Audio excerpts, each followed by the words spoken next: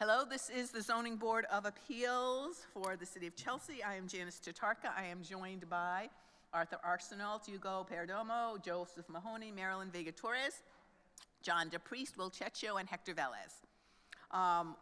We have a couple of matters of business to take care of. I'm going to do a roll call of the members. Arthur Arsenault. Here. Hugo Perdomo. Here. Joseph Mahoney. Present. Marilyn Vega-Torres. Here. Janice Tatarka here.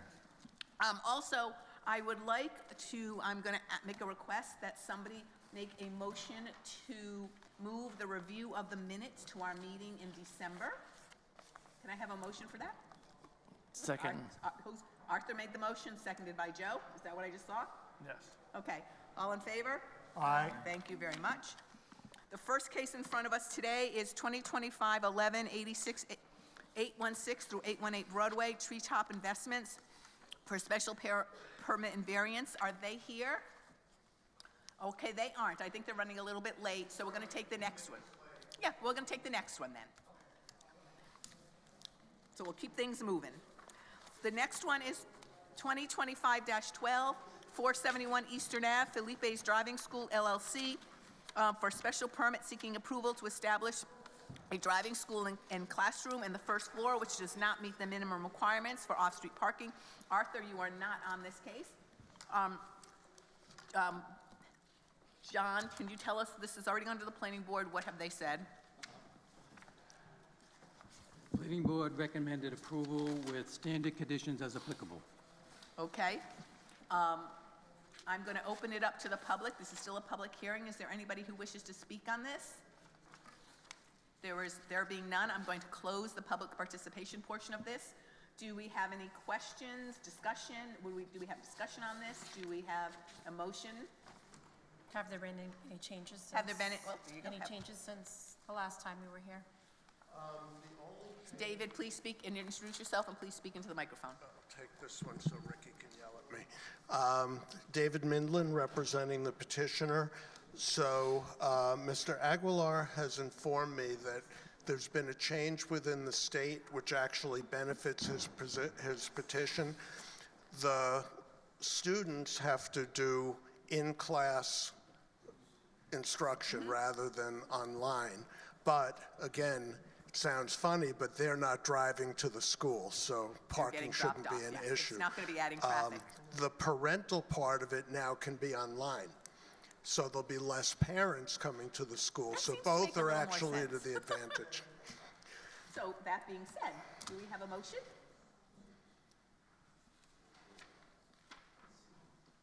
Or a discussion or a question? Just applicable Sorry, standard conditions. John, okay. The applicable standard conditions is what we had. Okay. Do we have a motion? I make a motion To to approve with the standard conditions. the special permit with the standard, applicable standard conditions. Second, Joe, all in favor? Aye. Aye. There you go. Thank Been you. very patient with your school. Thank you very much. Thank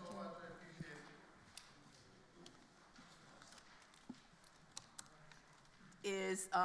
Has Treetop Investments shown up? I don't see him yet. So Okay, we'll keep happy moving. We're to not going anywhere. Hold on. Is he up in the treetop? 2025-13, 83 Watts Street Investment LLC for special permit and variance seeking approval to establish 2 additional residential units by constructing an apartment in the existing basement space, which does not meet the requirements for minimum lot area, minimum usable open space, and maximum floor area ratio. Again, the public participation part of, John, first before I open it, what did the planning board say? Planning Board recommended approval with standard conditions as applicable. Okay, and oops, you know what, can we please have, and I would like the requirements for a special permit in front of me, are they here? And the requirements for a variance. It'll take me a second to bring Okay, them up. because I think we need to walk through those, and I apologize for not doing that earlier. So we'll do that, I'm gonna open it up to the public, but while you find this, is there anybody here who wishes to speak on this matter? There being none, I'm closing the public participation portion of this hearing. Do we have any additional, well, I guess, has there been any change in your proposals? Gentlemen? Brief synopsis is a 4-unit going to a 6. Nothing's really Introduce yourself for the, Madam Chairman, good evening. Anthony Rossi on behalf of the petitioner. I do have the owner and manager of the property, Ricky Costa, to the left of me. recap for us again what you're proposing. So this was my client purchased this building. He's renovating the exterior and the interior. It's 4 residential units now. He's taken the first floor space in the building, which is on the ground level, to build 2 residential apartments, all in the same footprint. Nothing has changed. It has 2 separate egresses. It's a walkout. It's adding 2 more affordable units to the, when I say affordable, meaning market rate units. So Market 2 more, rate units. yes, 2 more market rate units to the market. I do want to note for the record that as far as the relief for parking for residential stickers, these 2 units wouldn't be eligible for residential stickers. Only the 4 that are grandfathered in will be eligible for residential stickers. So these 2 would not be, yeah, and John, is that accurate? So the 2 new ones would not be eligible for stickers, but the current 4 who exist, that would be? Correct. And can we, again, what are we looking for the special? So we're looking for the special, hold on. So it's the special permit is for parking, alterations to a non-conforming structure. Correct. And the variance is for minimum lot size, minimum usable open space, minimum floor area ratio. Correct. Okay, let's go through the easier one first. John, where's the special permits? Okay, so again, with the special permits, we have to discuss them, but we do not have to we don't have to unanimously agree, or we don't have to have agreement on all of the criteria as we do with the variance. Okay, just one sec. And he does comply with parking for all the units, just so Okay. you know. Okay. Okay, so the first one for criteria is the social, economic, or community needs which are served by the purpose. So, explain to us. Are we dealing with the special permit portion? Yeah, we're talking So special permit. it's not detrimental to the neighborhood. In fact, it's adding more, as I stated, units. And when I say affordable units, it's not like a full-service luxury building. It's something that my client takes rooming houses and makes market rate, nice quality, high-quality units to the market. So it's So not, it's serving the community need for housing. correct, and it does not affect parking, off-street We're parking. not at that one yet. Next, that's the next one. Sorry. Do we agree? Do we agree that this meets the community need? So Yes. do I hear it? Could you please raise your hands for, yes? Arthur? Yes? I'm not on this case. He's not on this case. I apologize, sir. The next one, traffic flow and safety, including parking and loading. Again, these 2 units aren't going to be eligible for residential stickers. He does have off-street parking in the back of the building. That's consistent. I mean, it's more than enough parking anyways for the units, so it's not going to be far more dangerous. If anything, it's going to be more accommodating. It's going to take 2 stickers off this property. Yes. Yes. Joe, yes? Say yes. Adequacy of utilities and other public services. It's going to actually upgrade the whole entire system, because right now the building has gas, and he's going to upgrade it to, he does all electric high-efficiency units. So it's going to change the carbon footprint to make it a far more environmentally friendly building. And as far as DPW and services, they've seen everything, and they don't see any issues with the project. Gentleman and lady? Yes. Yes. Yes. Neighborhood character and social structure. So again, everything is staying in the same footprint. It's not being changed. So as far as the neighborhood look and appeal, nothing changes in that aspect. Yes. Yes. You go? Yes. Yes. Impacts on the natural environment, including drainage. I'm sorry, what was that? Impacts on the natural environment, including drainage. Yeah, it won't have any impact, because as far as water and sewage concerned, it complies with DPW, the existing systems. We don't have to upgrade the system because it can maintain the current usage. It's not like it's a brand-new construction and so forth with a Coltech system and so forth. It's all staying in the same footprint. Yes. Yes. Okay, potential fiscal impact, including impacts on city services, tax base, and employment. If anything, it's actually going to create a higher tax base because the property now will be reassessed based on 2 additional units with a higher value. So the city will benefit tax-wise in that aspect also. Okay. Yes.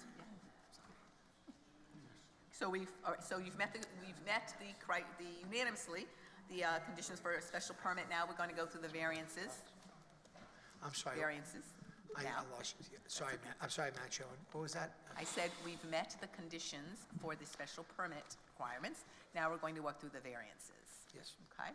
The variance is sought because of soil conditions, shape, or topography of such land or structure, and especially affecting such land or structure, but not affecting generally the zoning district in which it is located. So my understanding, John, the variances is the Size, basically maximum floor area ratio, Yeah. minimum lot size, minimum Correct. usable open So space. technically speaking, as far as that's concerned, we're not adding to the FAR or anything, it's all in the same footprint. There's nothing we really could do to meet those standards because it's all already existing. Yep. So there's no way we can make it smaller when it's already there. It's on the ground level. Yes. Yes. A literal enforcement of the provisions of this chapter would involve a substantial hardship, financial or otherwise, to the petitioner or applicant. Of course, it would create a financial hardship if he had to take a floor off the building that's existing when he's working in the same footprint. So it'd be an impossibility to address it because there's no way to do it because it's And not- I assume that being able to build these would help him further upgrade the facilities itself that Correct, exists? correct, because it's actually on the ground level, so there's no way to do it because the whole entire building goes up from there. So you couldn't demo the ground level first floor of the building and still have those units above. Yeah, but if you didn't, well, anyway, I'm not gonna, Thank you. yes or no? Yes. Yeah. Yes. Desirable relief may be granted without substantial detriment to the public good. This is the layup. Well, it certainly won't be detrimental to the public good because, first of all, every petition stands on its own, but the variances here is basically a dimensional reg on an existing building. So we're not, It's going to help the public good by building 2 more units. correct. Yes. Yes. Okay. Desirable relief may be granted without nullifying or substantially derogating from the intent or purpose of this chapter. And as far as design, it's all inside the building, so it wouldn't be detrimental to the public good because it's all inside the building. The exterior is not changing whatsoever. The doors are still being in place, and it won't create Really any, consistent with what's going on. what's already there. Yes. Yes. Yes, okay. Then we've met all the criteria. John, I'm sorry, did I already ask you this? If the planning board commented, and what does the planning department have to say?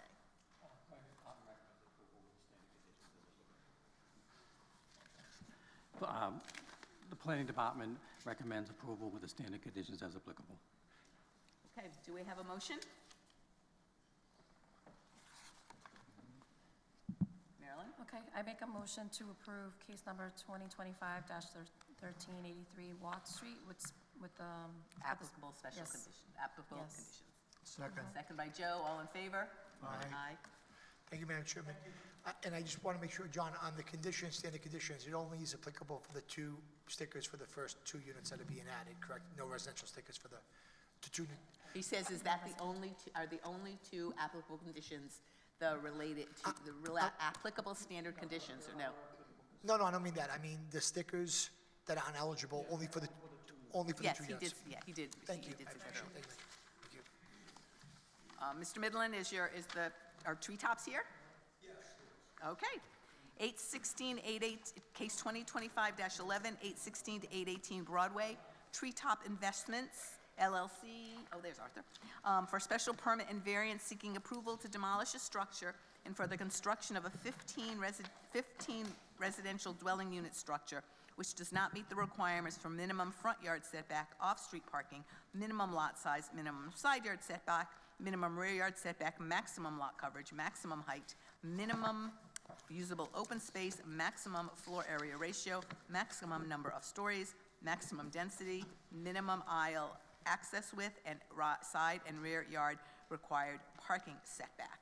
Have you made any, because introduce yourselves, please, and also have you made any changes to this proposal since it was initially presented? Yes, we have.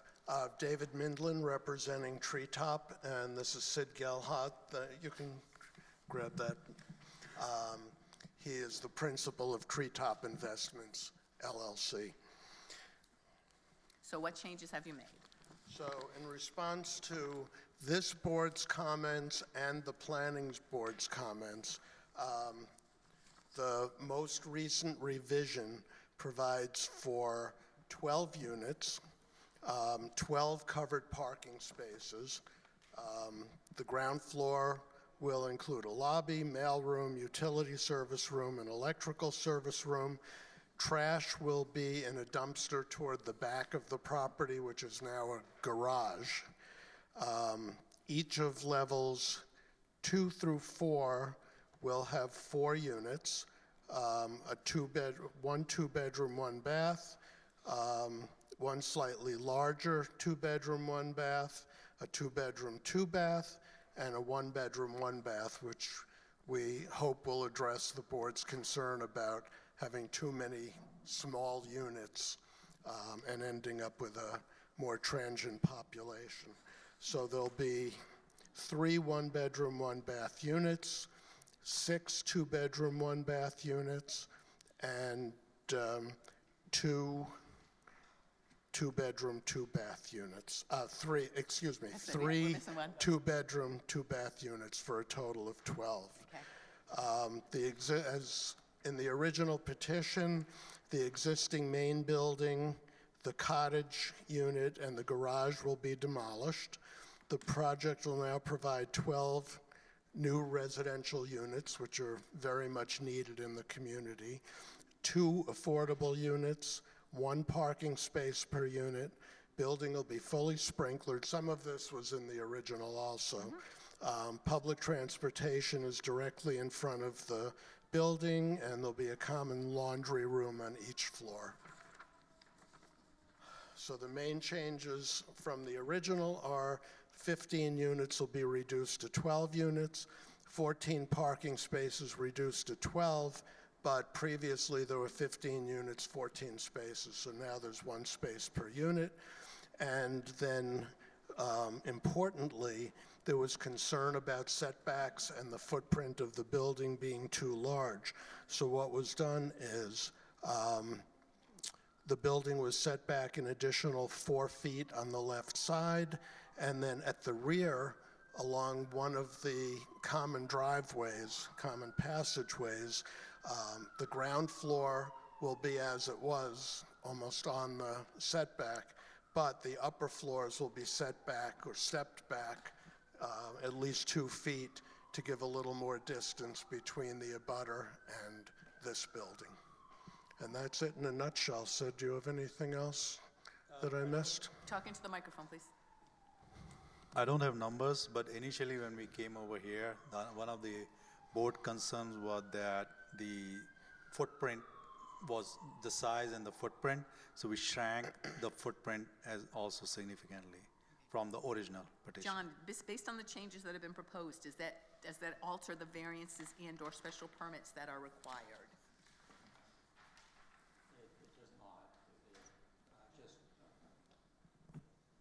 It does not, it just changes the extent which is required. Okay. You should have on your packet a brief memo, 2-page memo, page Oh, 20, yeah, yeah, I have it, yep. 25-11. Yep. And on the back, you will see a new table with the... I see, yes. So the permits, special permits stay the same.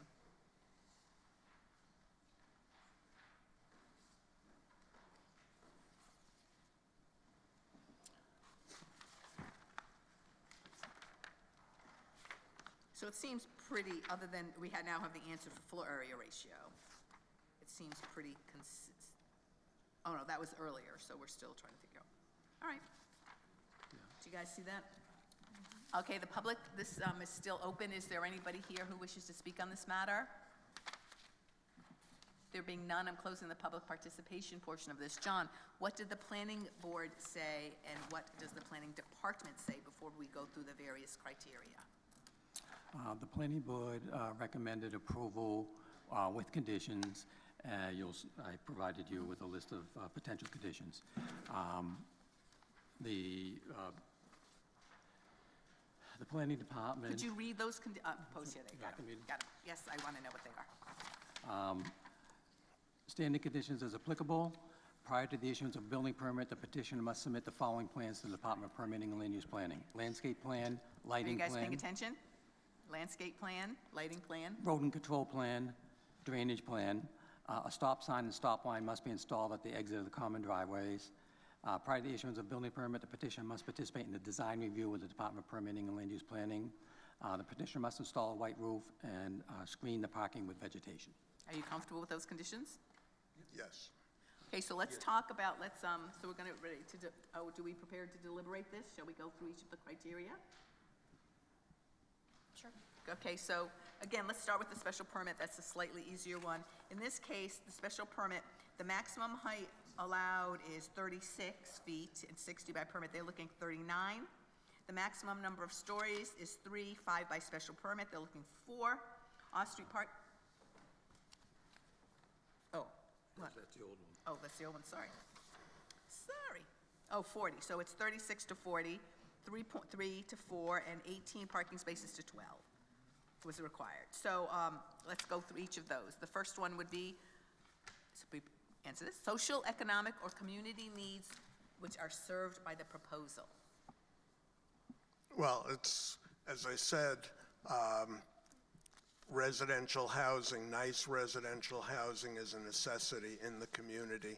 Right now, there are 3 aging units that are almost beyond repair, and this would provide 12 brand-new units, including 2 affordable units, which would benefit the community. Yes. Yes. Yes, okay. Traffic flow and safety, including parking and loading. So the way the plan is designed, there are 2 common driveways. So the entrance would be on Eleanor Street and the exit on Broadway. So there would be traffic flow through the parking area. And this is Upper Broadway, which is not as densely populated as the downtown area and Lower Broadway. So there should be plenty of room for parking and traffic flow and safety. There's actually, the driveways exist. Is there an exit from on Broadway also? I know there's an exit on Eleanor Street. Yeah, so it would be maintaining what's already there. Yes. Yes. Yes. Yes. Yes, okay. Adequacy of utilities and other public services. Should not be an issue in that neighborhood. There's always been adequate electricity, water. The water is already brand new and established, unlike downtown in this area. That area has been completed, and there's water, sewerage, brand new drainage, and should be more than adequate. Okay. Yes. Yes. Adequacy of the neighborhood character and social structure. It's a very mixed neighborhood. As you know, my office is part of it. That's a 1-story building. Across the street is 55 Eleanor, which is a 4-story apartment building. On the other side of Broadway is a loft building, which I forget the number of that building, 29 maybe. And then 1 block up the hill is another condominium building, 55 Eleanor. So apartments fit well within that neighborhood. Okay. Okay. Yes. Yes. Yes. Okay. Impacts on the natural environment, including drainage. You have a drainage plan? The drainage plan, I think we submitted that already. Do you have that, Will or John? I'm pretty sure either I or That's Sid been required as emailed a, it in. that's indicated as a possible condition either way you look at it, so. Yeah, there was an extensive plan. If you don't have it already, we'll make sure you get that, but it's already been That done. would be Yes. Yes. Yes. Yes. potential fiscal impact, including impacts on city services, tax base, and employment. It'll be a positive effect on the tax base going from 3 units to 12, and a general benefit to the city, again, with the affordable units fitting into the plan. Yes. Yes. Okay, so you meet the criteria for special permit. Now we're going to go through the variances. And again, the variances are the usual, minimum lot size, minimum lot size per unit, minimum side yard setback, minimum rear yard setback, minimum front yard setback, minimal usable open space, maximum density, maximum floor area ratio, and maximum lot coverage. So basically for like the standard things that we see here. So let's go through each of those. The variance is sought because of soil conditions, shape, or topography of such land or structure, and especially affecting such land or structure, but not affecting generally the zoning district in which it's located. So the lot is oddly shaped. It has, as I mentioned, 2 common passageways which are used as driveways that bound the lot at the rear and on the right. Also, there's a 22-foot wide extension toward the back. It's kind of a jigsaw puzzle-shaped lot. That's currently where the garage is, and that will be the dumpster area and the trash area once the project is completed. So basically, you couldn't build anything here without making it be, and meet setbacks, et cetera, without making it look like the little boxes here and there. Exactly, and that 2-foot the 2-foot step back is about as far as they could go and still have reasonably sized units within the building. Yes. Yes. Yes. Okay, yes. A literal enforcement of the provisions of this chapter would involve a substantial hardship, financial or otherwise, to the petitioner. And so the site is currently underperforming as a 3-family dwelling. As we mentioned, it's reached the end of its useful life. The building is old and tired and dire need of upgrade and repair just to keep it up to code. Petitioner wouldn't be able to construct or extend or alter the pre-existing non-conforming use and structure, which would effectively prevent the improvement of the lot. And Mr. Gelhard has gone through all sorts of permutations, actually starting at 35 units when we first met with Mr. DePriest to discuss it, and cut it back to something that would not be a hardship to him and would serve the city and meet the other requirements of the special permit and the variances. Joe? Yes. Arthur? Yes. Meryl? Yes. Yes. Desirable relief may be granted without substantial detriment to the public good. Again, as I mentioned, the neighborhood already has 2 or 3 apartment buildings within easy view of this lot. It would include 2 affordable units, which will benefit the public good, and at the same time, it's, as we discussed, served by adequate utilities and public services. Public transportation is readily available. There's a bus stop right outside the building, and there's other public transportation within reasonable walking distance. Yes. Yes. Yes. And last, desirable relief may be granted without nullifying from the intent or purpose of this chapter. Okay, and the project is in R3, which provides for apartment buildings. We've already discussed the other apartment buildings within the neighborhood. So this structure would not be out of character for the neighborhood and would make the most appropriate use of the lot, prevent and promote the health, safety, and general welfare of the city and its inhabitants. Yes, Jim? Yes. Yes. Yes, yes. So Yes. you've met all of the criteria of the special permit. So we are in a position that we can vote on this. Do we have a motion? Can I just have a couple Of course, questions? yeah. I think you said the entrance will be in Broadway? The entrance of the, will be in- Actually, the entrance, as it is now, the entrance will be on Eleanor Street at the sort of the side back right of the lot, but it'll be a one-way. The parking is ground floor, Yeah, so it'll be a one-way entrance, and then the exit will be on Broadway. So there'll be a one-way flow through the parking area But it will be underneath. any kind of gate on Eleanor Street or just an open? I believe it's planned to be open as it is now. But I'm sorry, but the tenants can, if there's nothing there, they can use it in and out, right? They can go Eleanor, not only for entrance, but at an exit too.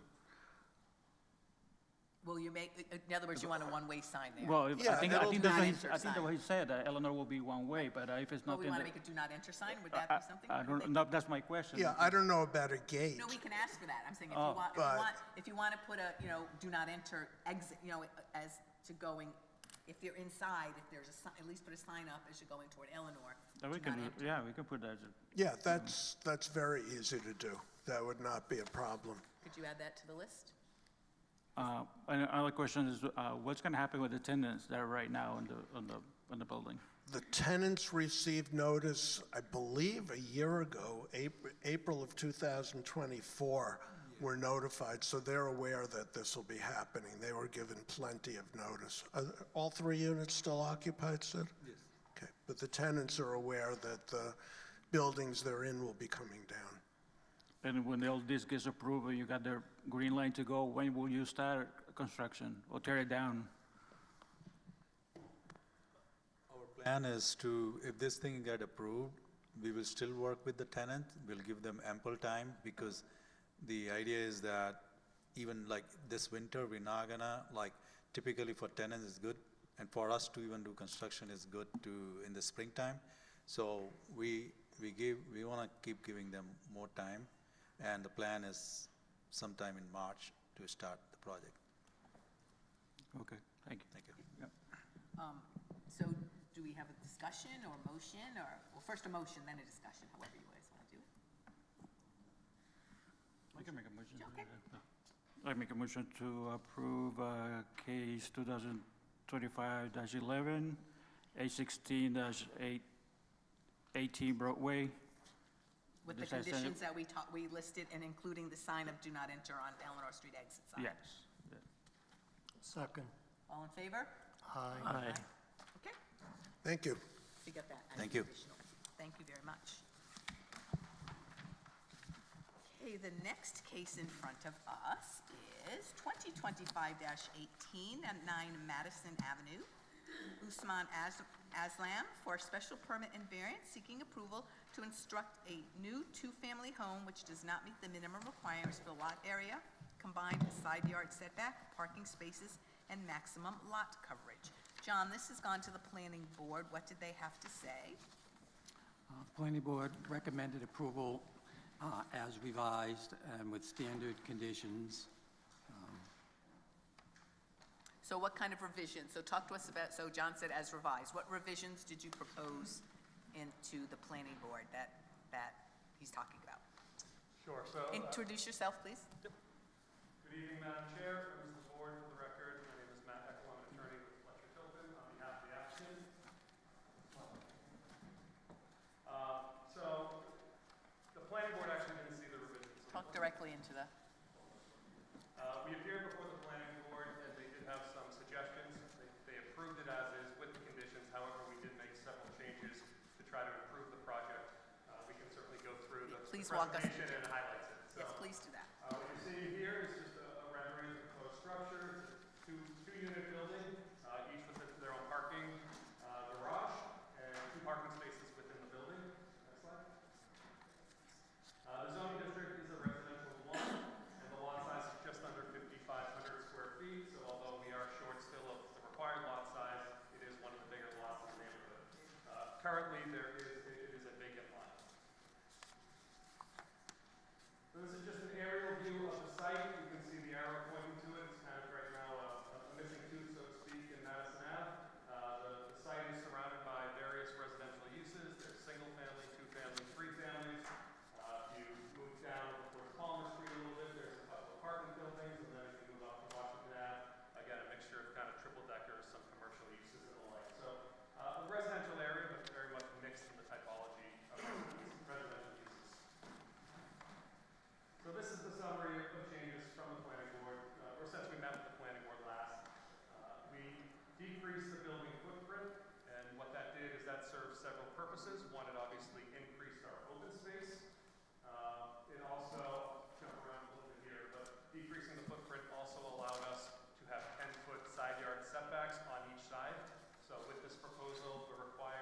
single side, you have an 8.5-foot side setback, but the aggregate required is 20 total feet. So we went before the planning board with the 8.5 on each side, but obviously we only had the 17 total. So at that time, we were looking for relief from side yard. However, we now have 10 feet on both sides and an aggregate of 20. So we no longer need side yard relief or variance. By decreasing the footprint, we were also able to get below the lot coverage threshold. You're allowed 30% lot coverage. We were just over it at 30 and change, so we're now under at 29.4. Is that true? Yep. So we no longer need variance for lot coverage either. So we actually eliminated 2 variances by making those changes. Could you go, one question, the two-car garage again, so are they tandem parkings in the garage? Correct, yes, each side. And again, hopefully you'll see that better on the floor plans when we get to it. But yes, 2 interior parking spaces and then the 1 space in front, which provides access, obviously, to the garage. A few other design changes, we just added a few more windows. The planning board thought some of the side-to-side could break up the massing as well as let more light and air into the future units. And I think that covers the changes. So again, we eliminated the need for 2 of the 4 variances we were originally requesting. And the only special permit is because the way the parking lot's set up? Correct. Okay. So this is the general site plan, just to walk the board through it, so you can see down kind of near the bottom of the page, that's Madison Ave. We're proposing 2 separate driveways, each will contain a 500-gallon dry well for stormwater management. We have a permeable paved road walkway that kind of starts out narrow and then expands to provide each unit with their own direct access to the unit. You can see up near the top of the screen, we have just under a 30-foot rear setback. So we have ample green space for both units, just under 3,000 total square feet of green space with a nice backyard. We have a small little deck that was previously reduced. We had a larger deck to start, but now we have more green space and just enough for maybe a chair or 2 and also provide a second means of egress. And again, you can't read on the screen, but we are showing a 10-foot side setback on each side. So the project now complies with all dimensional regulations. Okay. I'm going to open it to the public. Do you have any questions before I do that? What size of the, You want to see the floor plan? yeah, if you can show Oh, us. I'm sorry, I thought he was done. I Yeah, yeah. apologize. I apologize. I'll be very brief. This is just a little bit redundant, but this is just the first floor plan. Again, each unit, each side has a garage. Previously, there was some storage that was kind of separated in the rear. We've now opened it up, so this is all parking and storage at the ground level. So you can fit 2 cars in the garage, as well as your snowplow, your lawnmower, and your extra storage, bikes, whatever that may be. Going up to the second floor, open concept living dining room, kitchen, and a half bath. You can see at the top of the screen the exit to that small deck and second means of egress. And then going up to the 3rd floor, we're proposing 3 bedrooms and 2 baths for this project. Overall, we are proposing the 2 units. We feel this is a good use of the space. It is one of the larger lots in the district right now. The 2 units allow us to sell the units at a more affordable level rather than doing 1 large unit. We're also proposing for Usman's partner's mother to occupy one of the residences and then sell off the other one as home ownership. So it would be 2 home ownership units on the lot proposed. These are just the elevations, which if you've seen the plans, you've already seen. This just demonstrates a few additional windows as mentioned. And then I think we just have the building section, which kind of reiterates what I've already said. So I'm happy to pause at this point and take any public comment or questions from the board. Questions before I open it up? The shed in the back will stay, or are you planning to take that down? We'll be taking the shed 10 feet. What is on the 3rd floor, what is that D1 and D2 on the 3rd floor? What is that, a closet? Which section of the plan? The 3rd floor, is it DO2, DO1?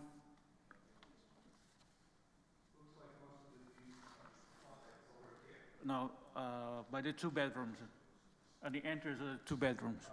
Yeah, DO1, DO2, what is that?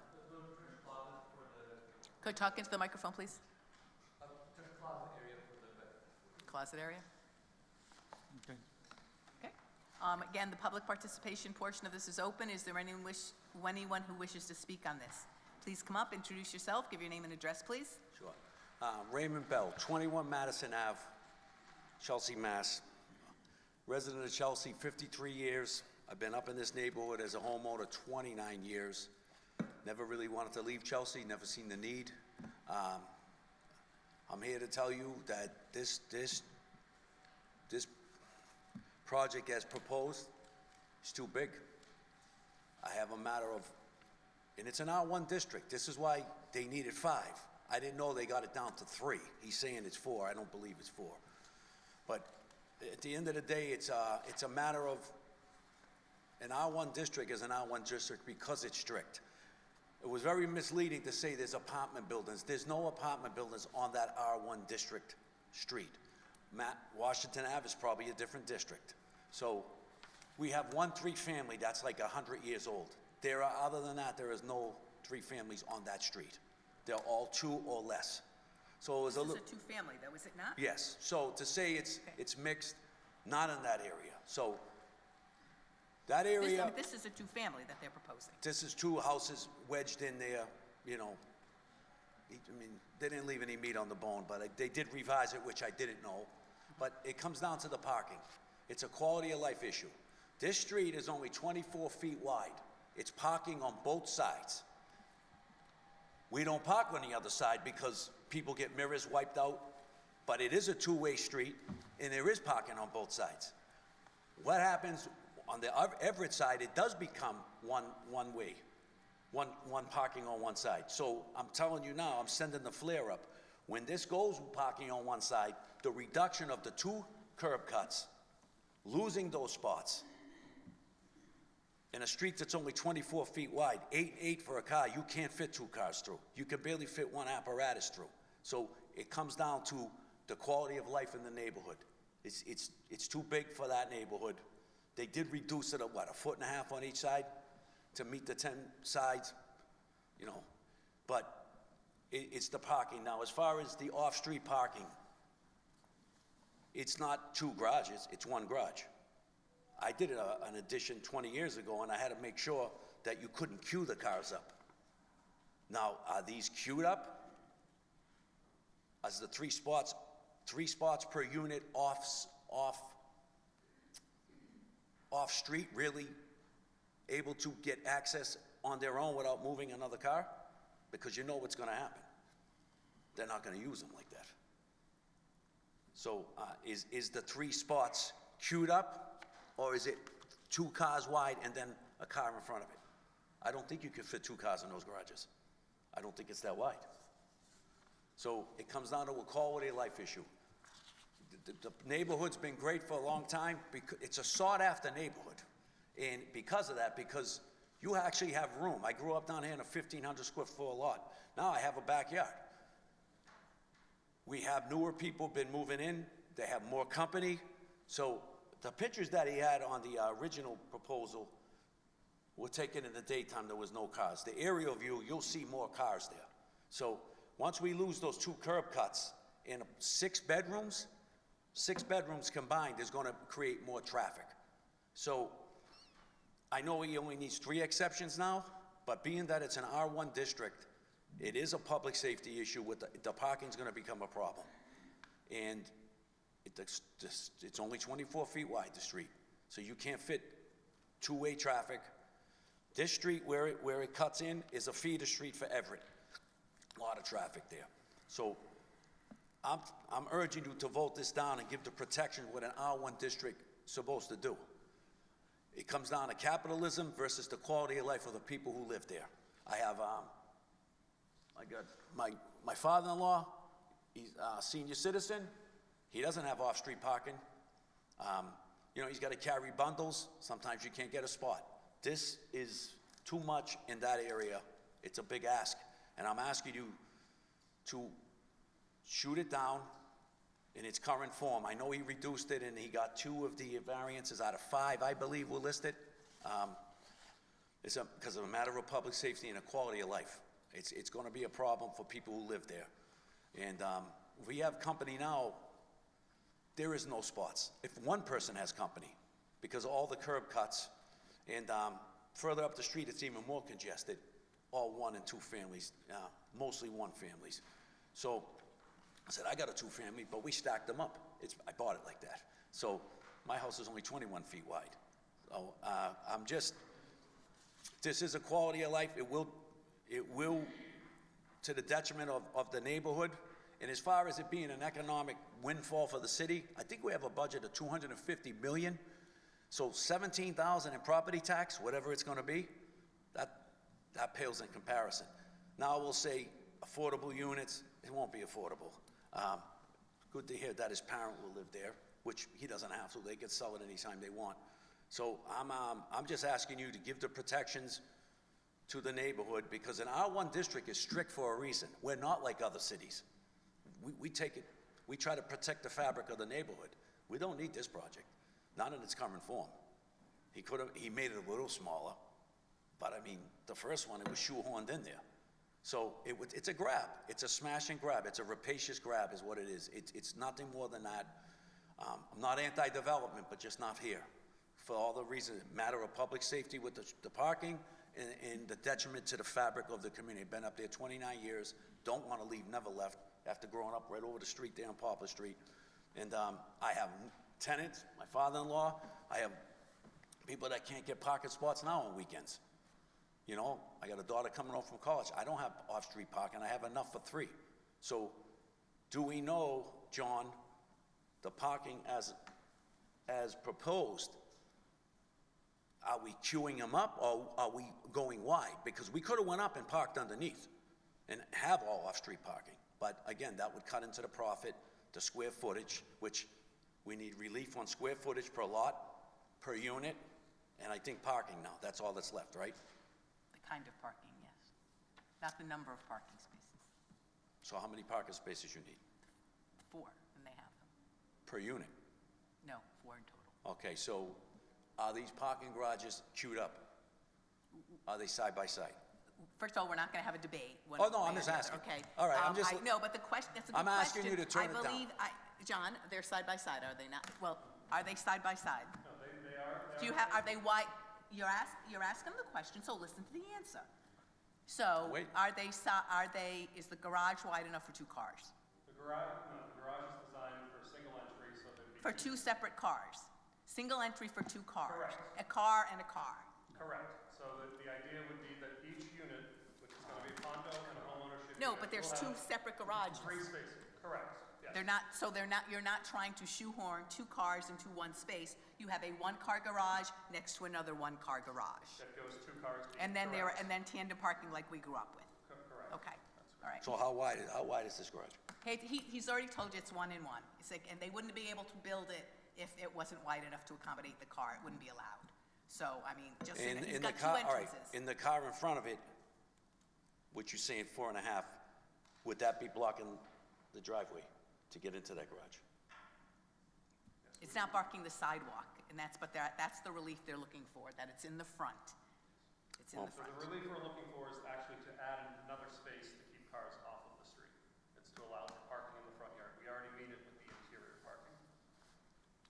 Okay, well, I'm still asking you, because of the overflow, of anticipated overflow of traffic, I don't believe they're gonna park like that. Because whoever they sell it to, they're gonna do, you know, you're adding 6 bedrooms in a neighborhood that really doesn't have the space right now.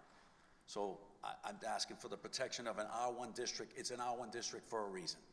This isn't an industrial on Everett Ave, so I'm asking you to turn this project down as it currently Okay, stands. Is Thank there you. anyone else who wishes to speak on this? If there is, Yeah, if you want to speak, come up to the desk and speak. Yeah, And give your name and address. There you go.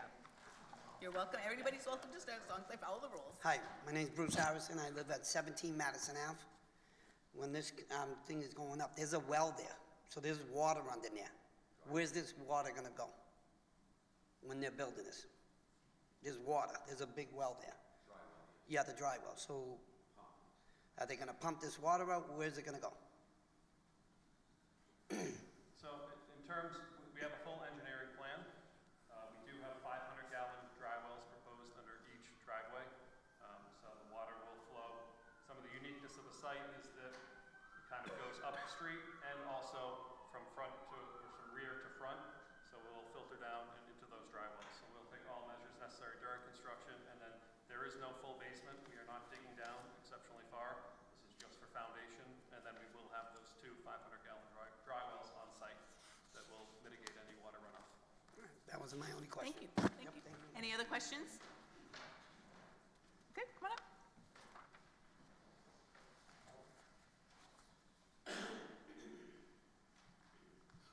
Hi, my name is Melody Tourish, and I live at 16 Englewood Avenue, and I have a couple of quality of life questions. There is a beautiful maple tree, 100 years old, right on this property, and to have it cut down, there's birds, nesting there, and to have it cut down would be really a travesty. And another one is I have a brick house, 16 Englewood, and it would cut the sunlight out. And a brick house needs sunshine in order for the bricks to be, to keep growing. The mildew will grow in there, and the bricks will be destroyed or slowly. It's a 95-year-old house, and so it needs the sunshine for the bricks to be successfully keep going. So that was it. Thank you. Anyone else? I'm going to close. Oh, sure, Councilor. Todd Taylor, 45 Nichols Street, City Councilor for Prattville. I'm here just to, again, represent the people who called me up in the neighborhood to voice their opposition to this. It sounds like it got a little better than it was before. I leave it to your good judgment, but as far as the residents go here, this street and the next street, Englewood, are the two last streets in Chelsea that have a certain, character. And I think that this changes it a little bit. And what I'm afraid of is if we start changing the nature of this neighborhood going forward, it's going to be the next one and the next one and the next one and the next one. And then pretty soon that whole thing is gone.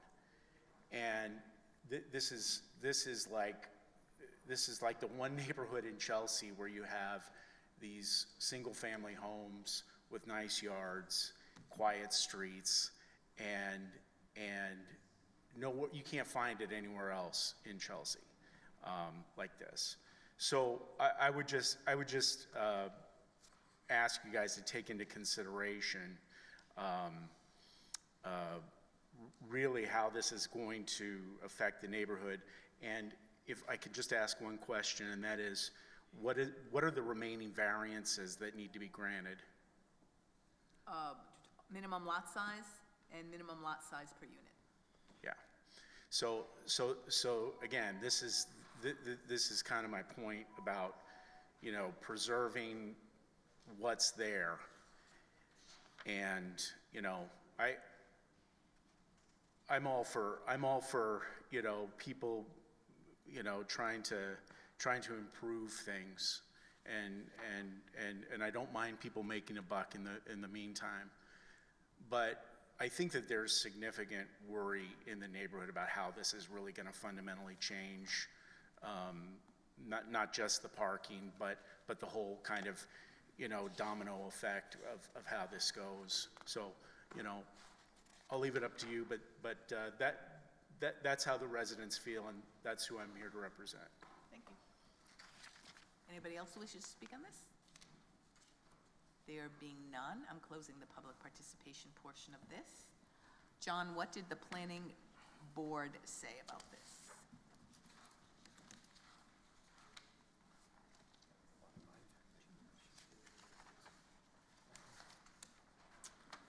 The planning board recommended approval as revised with applicable standard conditions.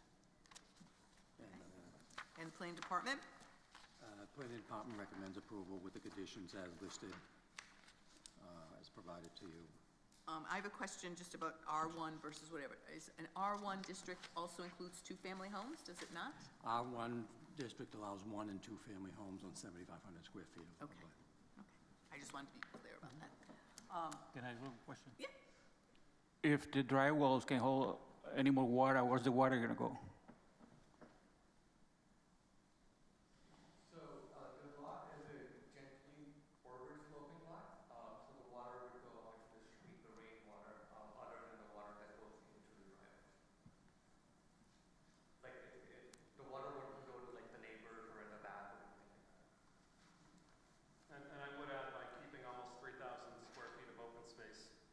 have as much natural absorption there as some of the lot sizes total to our left and right. So we do have a lot of natural grass and kind of absorption that already exists, plus the dry wells. So we do have a full engineering plan, and there were no concerns that it couldn't handle any kind of storm event.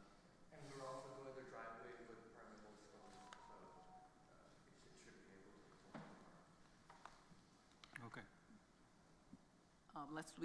Let's walk through the criteria. Okay. Do you intend on taking down that tree that the resident spoke about? It's the tree that we're imagining, it's to the back right of the property. We're keeping, like I said, almost a 30-foot rear setback, so we have no You're not taking it plans down? to take it down. I have a question. Yeah. Would you ever consider making it a one-family instead of two-family? You know, we did look at that. That creates, we'll get obviously into some financial hardship language later on with the variance criteria, but it has a bit of a domino effect. One, it's not even allowed by right. We still need relief, pretty much the same relief we're seeking today. Also, it really would have to probably be so big that it would be priced out and really not allow people in the neighborhood to potentially move in there. So it's a little bit of a two-sided coin. This is a way to provide 2 units at a more affordable level than kind of, you know, a large home that needs the same relief and also pushes out a bunch of demographics. So if you built them on top, because I heard the gentleman say that there are two-story buildings and I don't understand the build. Is there a difference between making a 2-family unit side by side versus a two-family unit up and down? Not really. This provides, again, we were looking for a combination, because we hear all the concerns that were mentioned, and we were trying to minimize them. You know, we're keeping, like I said, almost 3,000 square feet of open space. We're asking for the special permit on top of what is already adequate parking per zoning to get that third car off the street. You know, in terms of the typology, it just makes more sense to have each unit have the first level of parking and then the living space above. You know, there are certainly single families in this neighborhood, but I think 5 out of 6 of the properties to the left are either 2 or 3 families on smaller lots. There are elevated 2- and 3-story buildings that are just about as tall as we are. So there's certainly, as I mentioned at the outset, certain different typologies of housing. Some smaller, some bigger, some 1s and 2s and 3s. So we thought this actually fits within the neighborhood and accomplishes kind of preserving as much open space as possible, giving those dedicated, secure parking areas rather than having like a parking facility, whether that's taking up the entire rear of the lot or whatever it might be. So if you built it on top of each other, you'd almost obviate, you would take away the parking. So if you do it side by side, you have the parking. If you build it up and down, you don't have, which again would be consistent with the neighborhood, you don't have parking. You wouldn't be able, you wouldn't be able to park underneath. That's correct. Most likely, or it'd be a different configuration, would meet code for parking and would have that trickle-down effect of making more spaces on the street. So we really did think this was the happy medium to, like I said, keep open space, provide parking, and, you know, we're happy to work with planning if this were to be approved on design further. But we thought the design was fairly nice and would fit in. And there are some side-by-sides. They might be around the corner. But if you look at the street, it's really all different types of homes, from elevated 3 families to kind of more triple-deckers to 1.5-story buildings. It is a mix of a bunch of different types of housing. And just add a quick comment about the top-down versus the left and right. It's just more desirable for it to be that way. The top-down units, you get a lot of noise, like if the tenant's living upstairs, you know, there's foot traffic noise.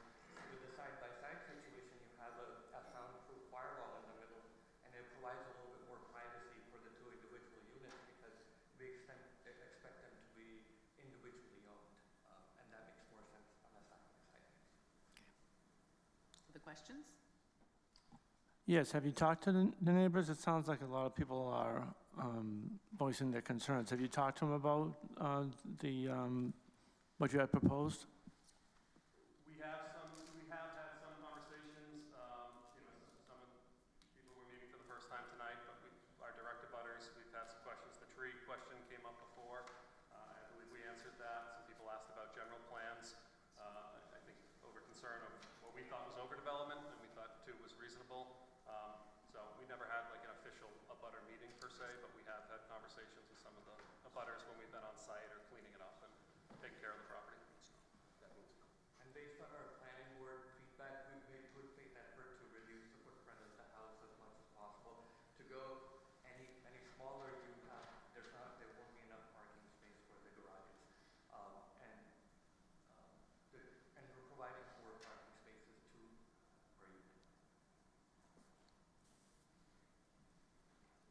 questions?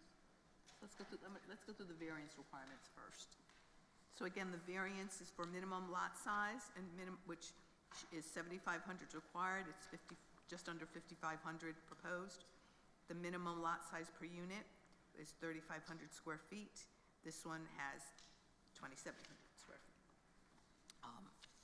So the variance is sought because of soil conditions, shape or topography of such land or structure, and especially affecting such land or structure, but not affecting generally the zoning district in which it is located.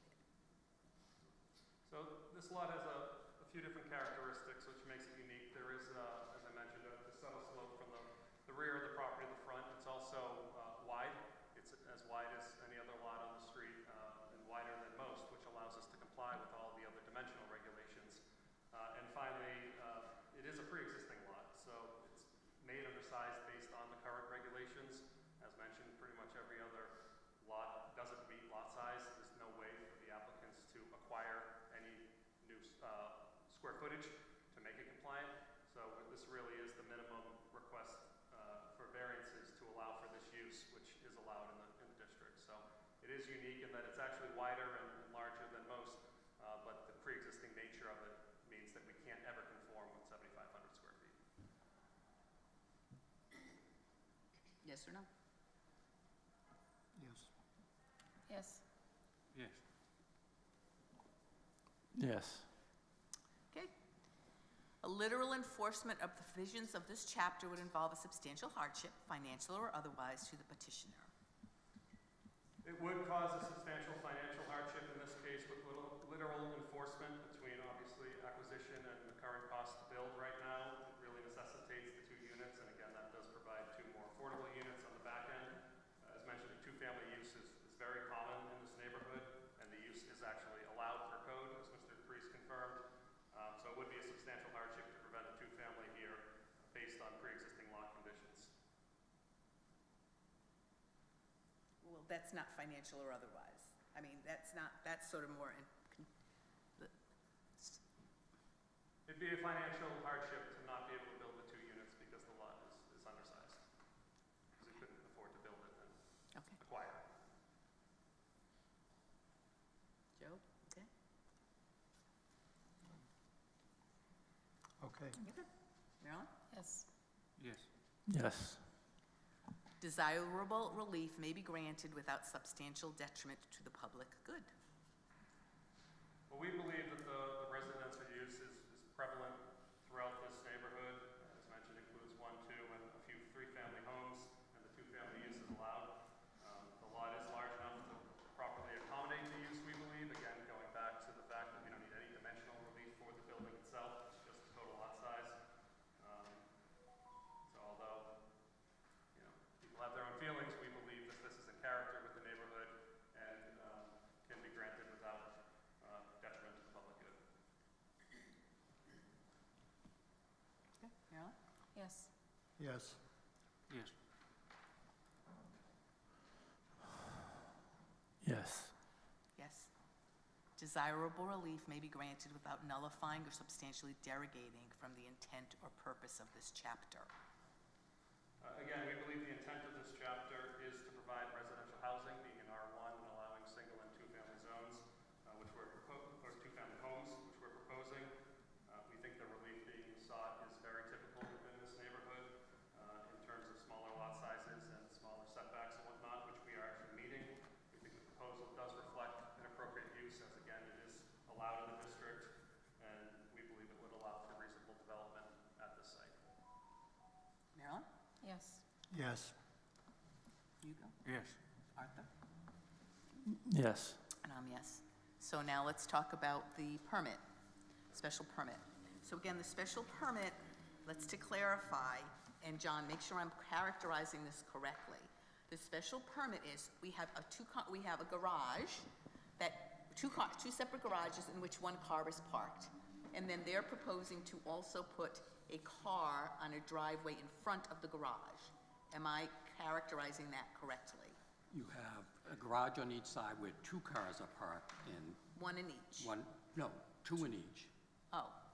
And then 2 in you have each. an additional space on the driveway, and this Okay. driveway is in the front yard, therefore it requires a special permit. Okay, okay, all right. And just to clarify, Madam Chair, 'cause I know this is new. Originally, we only had one spot in the garage. In working with the planning board and looking at the plans, we're now able to accommodate the 2 cars tandem. We are still seeking the special permit and would like to do it even furtherance of what we've heard tonight to keep cars off the street. So each unit would have a total of 3 parking spaces. Yeah, I mean, so one way or the other, we're needing a curb cut. So the question is whether it's a curb cut with 2 cars parked in a garage and nothing in the driveway in front, or a curb cut with 2 cars in the garage and a car in the driveway. Do you understand what, I think that's what it is. So either way, a curb cut is required for this. The question is it accommodating a Are we total making of use 4 of it? cars or a total of 6 cars? Correct. Okay. Then let's walk through that. Social, economic, or community needs which are served by the proposal. So again, just looking at this, as the special permit is for the front yard parking, it allows for 2 extra off-street parking spaces. It's making use of the curb cut, as we just discussed, that's already there. We think it's pretty comparable to many other driveways and garages which have parking in front of it. So we believe it serves community needs by keeping cars off the street. Yes. Yes.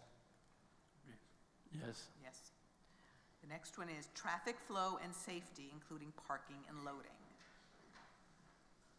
And again, when you're looking at a special permit just for parking, it's a little redundant, but we believe it'll improve safety by keeping the cars off the street. Again, we've heard it's a very tight street now. This will provide an opportunity for a guest. You know, if you have a young family in there with 1, maybe 2 cars, and you do have a guest, this would allow the guest to park right in the driveway and not have to take up on-street parking spaces or cause extra clutter. So we believe it actually improves safety by getting cars off the street and onto the private lot. And it's not adding to what's already basically how the street operates, which is the concern that it's a narrow street. Correct. It's not further exacerbating that problem. Yes. Yes. Yes. Adequacy of utilities and other public services. In this case, we don't think it's really applicable just to the parking. Obviously, it doesn't need any electrical or any Do we agree? utilities. Yes? Yes. True, yeah. Neighborhood character and social structures. Again, I think a lot of the properties in this area that have either garages or have driveways end up parking towards the front of the street, whether it's because they need to fit an extra space or don't want to pull all the way back. So we think that parking in the driveway in this location is comparable and won't change the neighborhood character. We think that already exists. No? Yes. Yes. Yes. Yes. Yes. Impacts on natural environments, including drainage.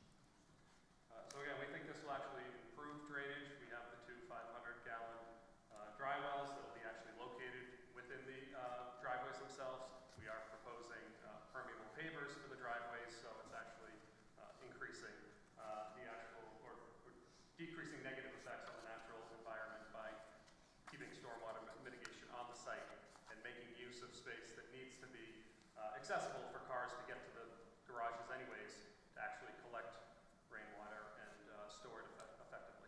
And would you agree, I don't know if, John, if we can condition it, to protecting the tree and, to keeping the tree there as long as it's not, the tree itself is not compromised. So if the tree isn't injured, if the tree isn't sick, that you would keep the tree there. We can make every effort to save the tree. Can we include that as a condition?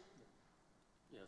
It's at the border of near the border of the property, as long as the excavator doesn't run into an issue grading the lot, etc. Well, then it's your job to make sure that he's paying attention to that. We'll make sure. We're okay with that. Yes. Yeah. Yes. Yes. Yes. Potential fiscal impact, including impacts on city services, tax base, and employment. Overall, I don't know that the parking has a great effect on the fiscal impact, but we think keeping 2 extra cars off the street will help for snow plowing, street cleaning, and that sort of thing. It's not having a negative potential, it's not having a negative fiscal impact, though it may have a negligible positive impact. That's correct. Yes. Yes. Okay, and you've met the criteria. So, John, and if I already asked you this, I apologize. What kind of conditions are proposed by the planning department? Standard conditions as applicable. Prior to issuance of building permit, petitioner must submit the following plans to the Department of Permitting and Land Use Planning. Lighting plan with all lights compliant with International Dark Sky Association standards. Drainage plan, landscape plan. The petitioner must use permeable pavement for the driveways and now must maintain the tree in the rear. These will be wordsmithed But in that's the final generally- decision. So based on, do we have a motion? What about like the snow removal? I'm sorry, I should have asked. What about like snow removal? Like nothing You going? can ask for a Yeah. snow removal plan. Well, I guess it's a two-family home, they don't really need snow Yeah. removal plan, right? Or the driveway? They have to Not clean the to plant driveway like anything anybody a else. Curb or anything like that? I mean, you don't, I mean, you can't ask for it. So each of the units has their independent driveway, which would be independently owned by the owner, and because the driveways are not joined together. so they just have to make sure that they meet city standards for any drivewalk clearing, or they're right, the city requires certain, like, conditions about cleaning in front, and I'm question mark on this. About how, that you know, is the cleaning your case. sidewalk and cleaning your, making them accessible, so that's any individual, I think, has to do that. So it's not a multifamily Yeah. condition? I don't think, right? I mean, that's, And again, I would note that the actual driveway space is as small as really possible to accommodate the cars, and there is ample storage on either side. So when you're snow blowing or shoveling, there's no need to have well, you don't go on other people's, you can't put it in the street, you can't put it on other people's Exactly. property, blah, blah, blah. That's just the plenty of law. room to shovel. That's just the there. law, Yes. yeah. Okay, so do we have a motion?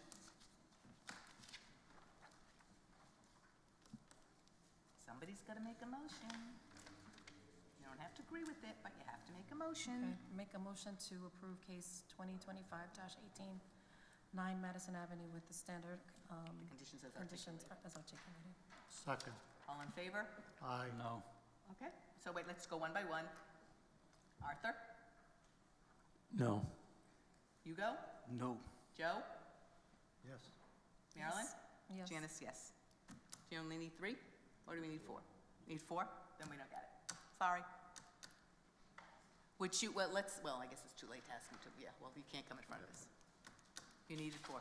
Sorry, you only got 3. I just may add, is there anything on the design?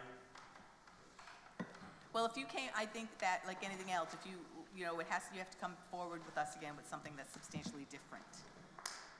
So if you came with the one family, that would be substantially different, and we would see that. Or if you came with an up and down, that would be substantially different. That's all, I mean, we just can't look at the same thing in Right. 2 years or whatever. Okay, thanks. Thank you. Okay. We'll talk about it later. Next one, okay, so case 2025-19, 403 to 405 Broadway New Properties LLC. Can I have a motion to continue that to the next meeting on December 9th? Make a motion to continue? Second? All in favor? Aye. 2025-20, 5961 Cary Ave, Rio. Can we have a recommendation to continue this to the next meeting on December 9th? Make a motion to continue? Second? Joe, all in favor? Aye.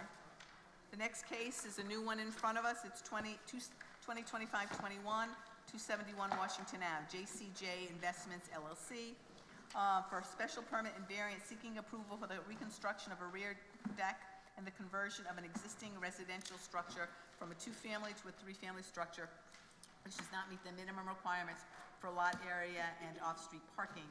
This is the first time we'll be hearing this, so it will be going to the planning board on the 18th of November and back here to the zoning board on the 9th of December. So please introduce yourself and your project. Yes. Madam Chairman, Anthony Rossi, the petitioner, and the other petitioner has introduced himself to the board. James Cattuso, the manager of JCG Investments. Essentially, this is a 2-family structure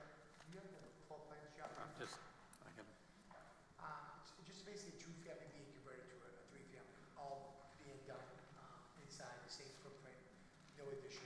The only thing that's really changing is on the site plan is use stairs. This actually could fall in by right to be an additional dwelling unit on the new state lot, but there's like issues with appraisers nowadays. Issue with what? With appraisers, Okay. because they come out and they write on the certificate of occupancy, 3 units, 2-family plus an ADU unit. So for valuation, we thought it was better just to come before the board to seek the relief to make it say legal 3-family. But by right, it can make it to 3 units under the new state law. But everything is being done in the footprint. So as you can see, that's the actual footprint of the structure. And if you look in the rear, that's just proposed stair. That's the only change to the site Say plan. that again? A proposed stairwell. You see the stair in the back? Mm-hmm. That's the only change to the structure, is a new stairwell. Other than that, the structure is staying the same and everything is being built on the same footprint. John, do you happen to have the floor plan, if that's possible? Oh, you have a question, John? I have a question. Go ahead. You said the only change is the rear stairwell? And I think on the front staircase, wasn't there just a small entry? Or was that existing? Shifting over the stairs there, none of the stairs are code compliant right now. They kind of Mickey Mouse them throughout the years. Yeah, That's so- fine, I heard that the only change was the rear, but actually they're changing the front as well. Because Yeah, I right now think- it just goes straight down, it does not. Correct, I apologize. It's still the same, the stairwell was already there, he just making it now by today's code compliant stairs. Because they don't, you can't do a straight run stair, it's actually illegal, you only could do a run up to 12 feet. So all he's doing is making the stairwells code compliant for today's standards. But as far as where they are, where they're positioned, they're still in the same central locations. But if, John, if you go to the floor plan, I can just show the additional dwelling unit. Is this what you're looking for? Yep. As you can see, there's existing first floor, a proposed first floor, and I think is there another one, John? When you say proposed first floor, that's the basement? You're putting it in the basement, or? No, it's Oh. all above grade. Oh, It's all all right. above grade. Okay. It's just basically cutting up a unit, that's all. Okay, so it's making the first floor from 1 unit into 2? Is that what you're- Correct. No, second floor. The second floor? Maybe- Okay, well, that's so, If I don't could, it's probably easier if I can just pull. So this is existing, this is proposed. Correct. So the proposed first floor is still, it's just showing you the layouts. So this is the floor plan, is that. If, John, if you go to the second floor, here's the second floor, and that's, do you have one more floor plan, John, or is this the 2? Yep. And here's the third floor. So basically, it's 1 unit per floor, if you can see. Well, what is it now? It's a 2-family structure, but the second floor and the third floor, it's basically, Our one apartment? correct, one huge, large apartment. So you're it's not turning, gonna so, be- all right, so you're taking the second and third floor, you're turning it into 1 big unit into 2 units? Exactly. All right. No parking? Nope. There wasn't any, there's, right?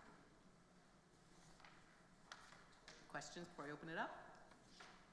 On the stairs, is it just stairs, or is there stairs and a ramp to make it ADA compliant? So, it's just stairs that are there. There's a first floor unit. Okay. You don't really, Need a it ramp? doesn't categorize it as an ADA unit because it's not a criteria for that many units to require like a group 2 unit per se. Okay. I call it group 2 units, but on these, you wouldn't really even need any group 1 and group 2 because under the law, the group 1 and group 2 only come in on new construction, Okay. not when you go with an existing footprint. Okay, If that makes sense. yes. Thank you. Sorry. Yeah, no bathrooms in the basement? There's no bedrooms. No bedroom? Everything is on the first, second, and third floor. And my client thought this building needs to be fully renovated.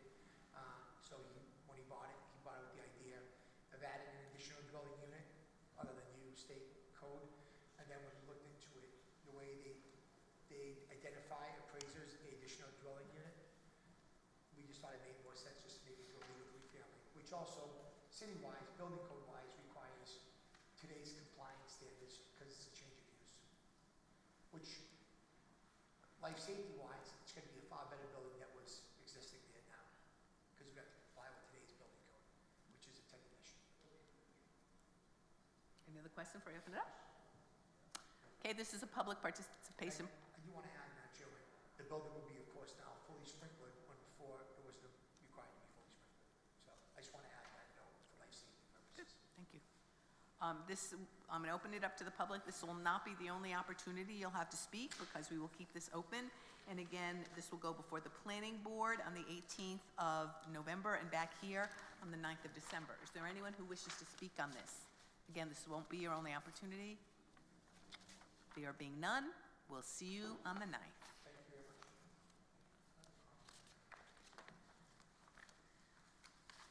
The next case is 2025-22, 123 Washington Ave, 123 Washington Ave LLC, for special permit and variances seeking approval to construct an addition and convert the property from a funeral home into a 9-dwelling unit structure and 2 retail units, which require special permits for the use of the structure as a dwelling containing 7 or more dwelling units, the change from one non-conforming use to another, less detrimental non-conforming use, and to reconstruct, extend, alter, or change a non-conforming structure, and does not meet the requirements for minimum parking lot aisle, minimum number of off-street parking spaces, minimum width of off-street parking spaces, location of off-street parking, minimum lot size per unit, maximum lot coverage, minimum usable open space, and maximum floor area ratio. Again, this is the first time we'll be hearing this, so we will not be deciding it today. It will go to the planning board on the 18th of November and back here in front of us on the 9th of December. Please introduce yourselves and your project. Yes, Madam Chair, members of the board, my name is Nick Rossi, I'm the petitioner. I do have David Choi, the architect, to the left of me, and I also have Hector, my client, who's Hector Angels in the third row. Basically, this is currently a funeral home. Oh, hold on one second. That's what I say, I didn't think your microphone's working. Let's switch. Stop me. Sorry, there we go. Yeah, I was gonna say something didn't sound right. Thought it was my ears. Sorry. Thank you, Ricky.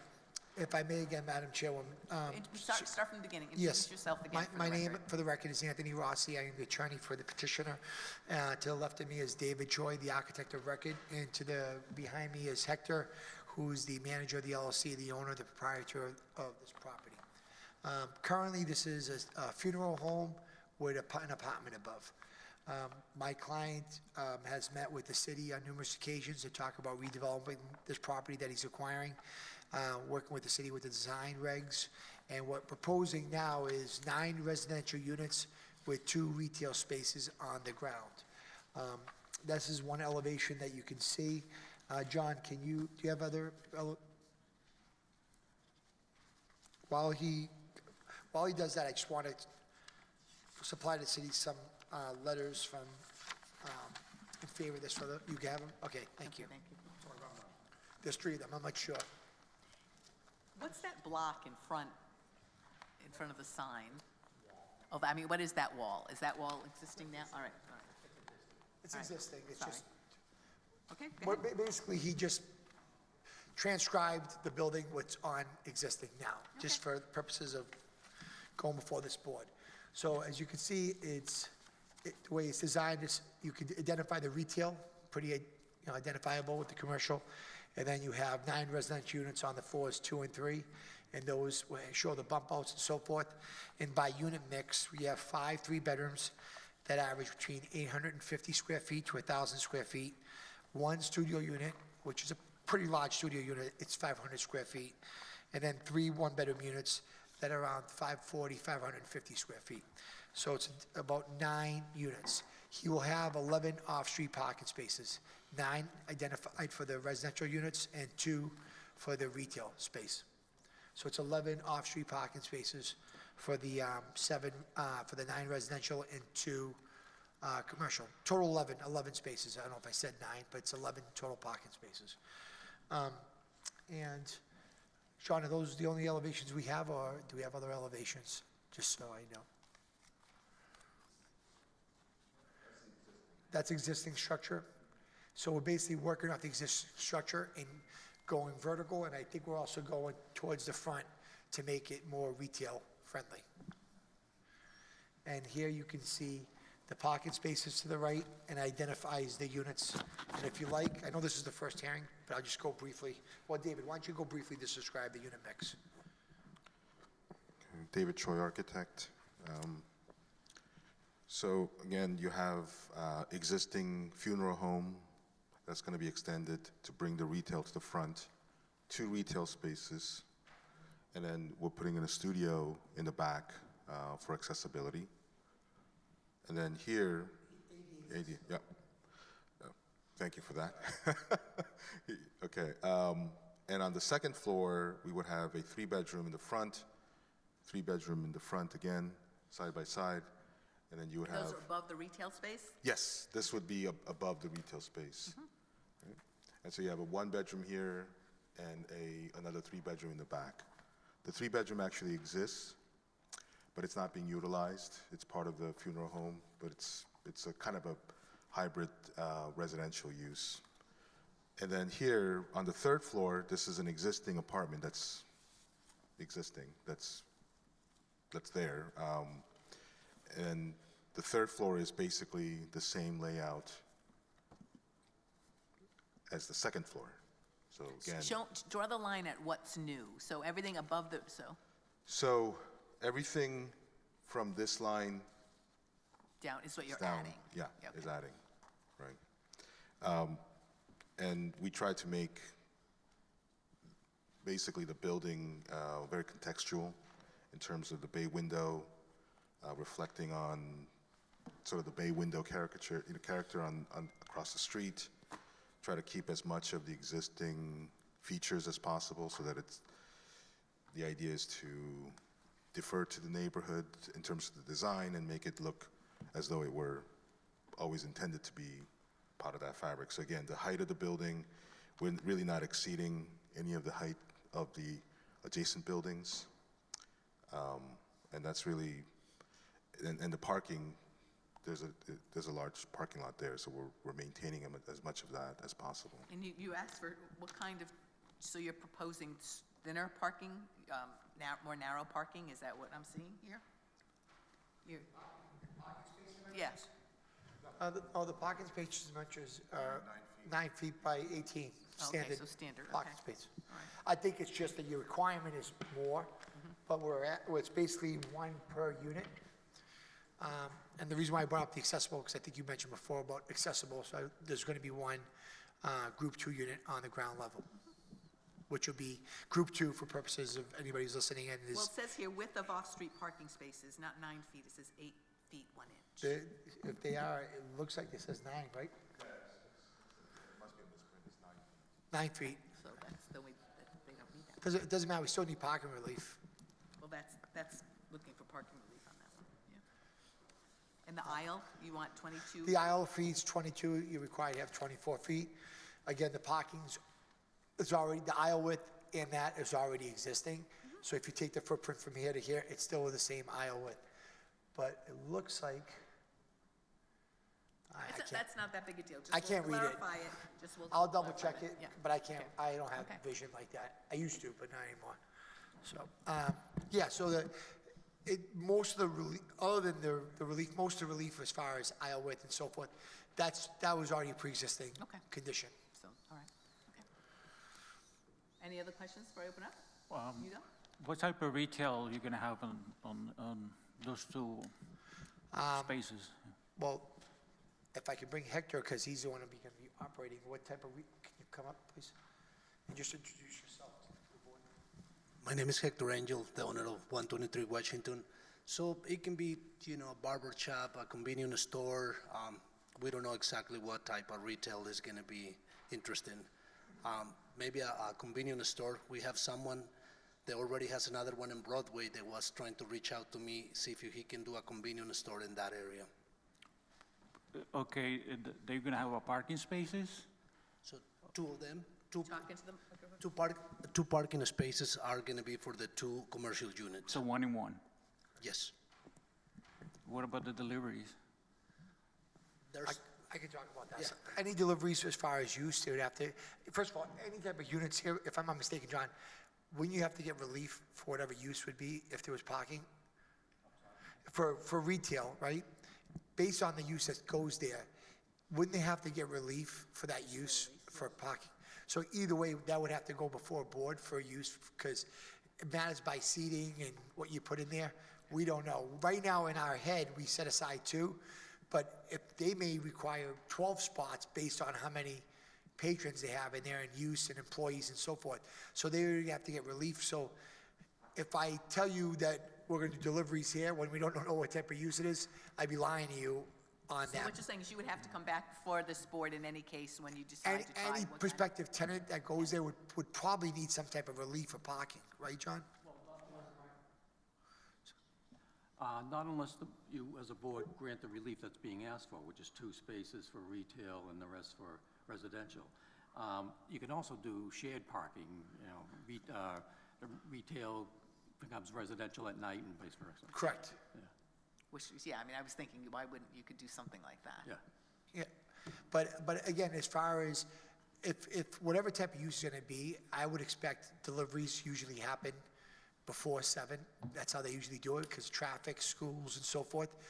But again, if it's a barber shop, hypothetically speaking, it's not really that much deliveries other than, you know, shaving equipment and so forth. If it's a convenience store, now we're talking something different, because you're gonna have deliveries pretty frequent on that type of use, but usually they deliver that in early morning hours on that. And again, I have to believe the uses are far less hindering to the neighborhood than a funeral home when you have funerals and off-street parking and events taking place, when that's going to be, you know, once every 3 or 4 days for deliveries and so forth for that major use. When a funeral, from between wakes and funerals and the have-nots, causes far more parking concerns in the neighborhood than a less restricted use of something like this. Well, then, to tie into what you go saying, would delivery take place is there a separate entrance for deliveries in the retail spaces, or would deliveries go into the front door? If I'm mistaken, you only have one entrance. I don't want to speak, if I speak out of school, David, let me know. It's on the right-hand side where you see that 22-foot pathway. That's the only entrance you have to enter. But if the deliveries come at 7, like you say, in Washington being a busy street in the morning, you know, when the school days, they have to go into the driveway, block the other people that park there, and they want to get out. Not for a convenience store. Just so you know, I don't own a convenience store. Could be 6 o'clock, could be 5:30, but I would think before 7 o'clock, and I would assume the retail spots would be the first 2 spots. So all they would do, they don't come. It's not like a Stop and Shop truck. It's But if they're delivering Coke, those are almost 10-wheeler trucks that will kind of block in the driveway and Washington Street too. Those truck for Coke, those days are long gone. They don't exist anymore. Well, I see them around sometimes. No, but I'm saying they're delivering to Stop and Shop. They're not delivering to a convenience store. Because those come in with these, like the Amazon truck vans.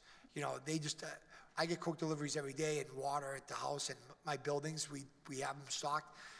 There's small little trucks that come in for that. You're not gonna see a tractor trailer going down for.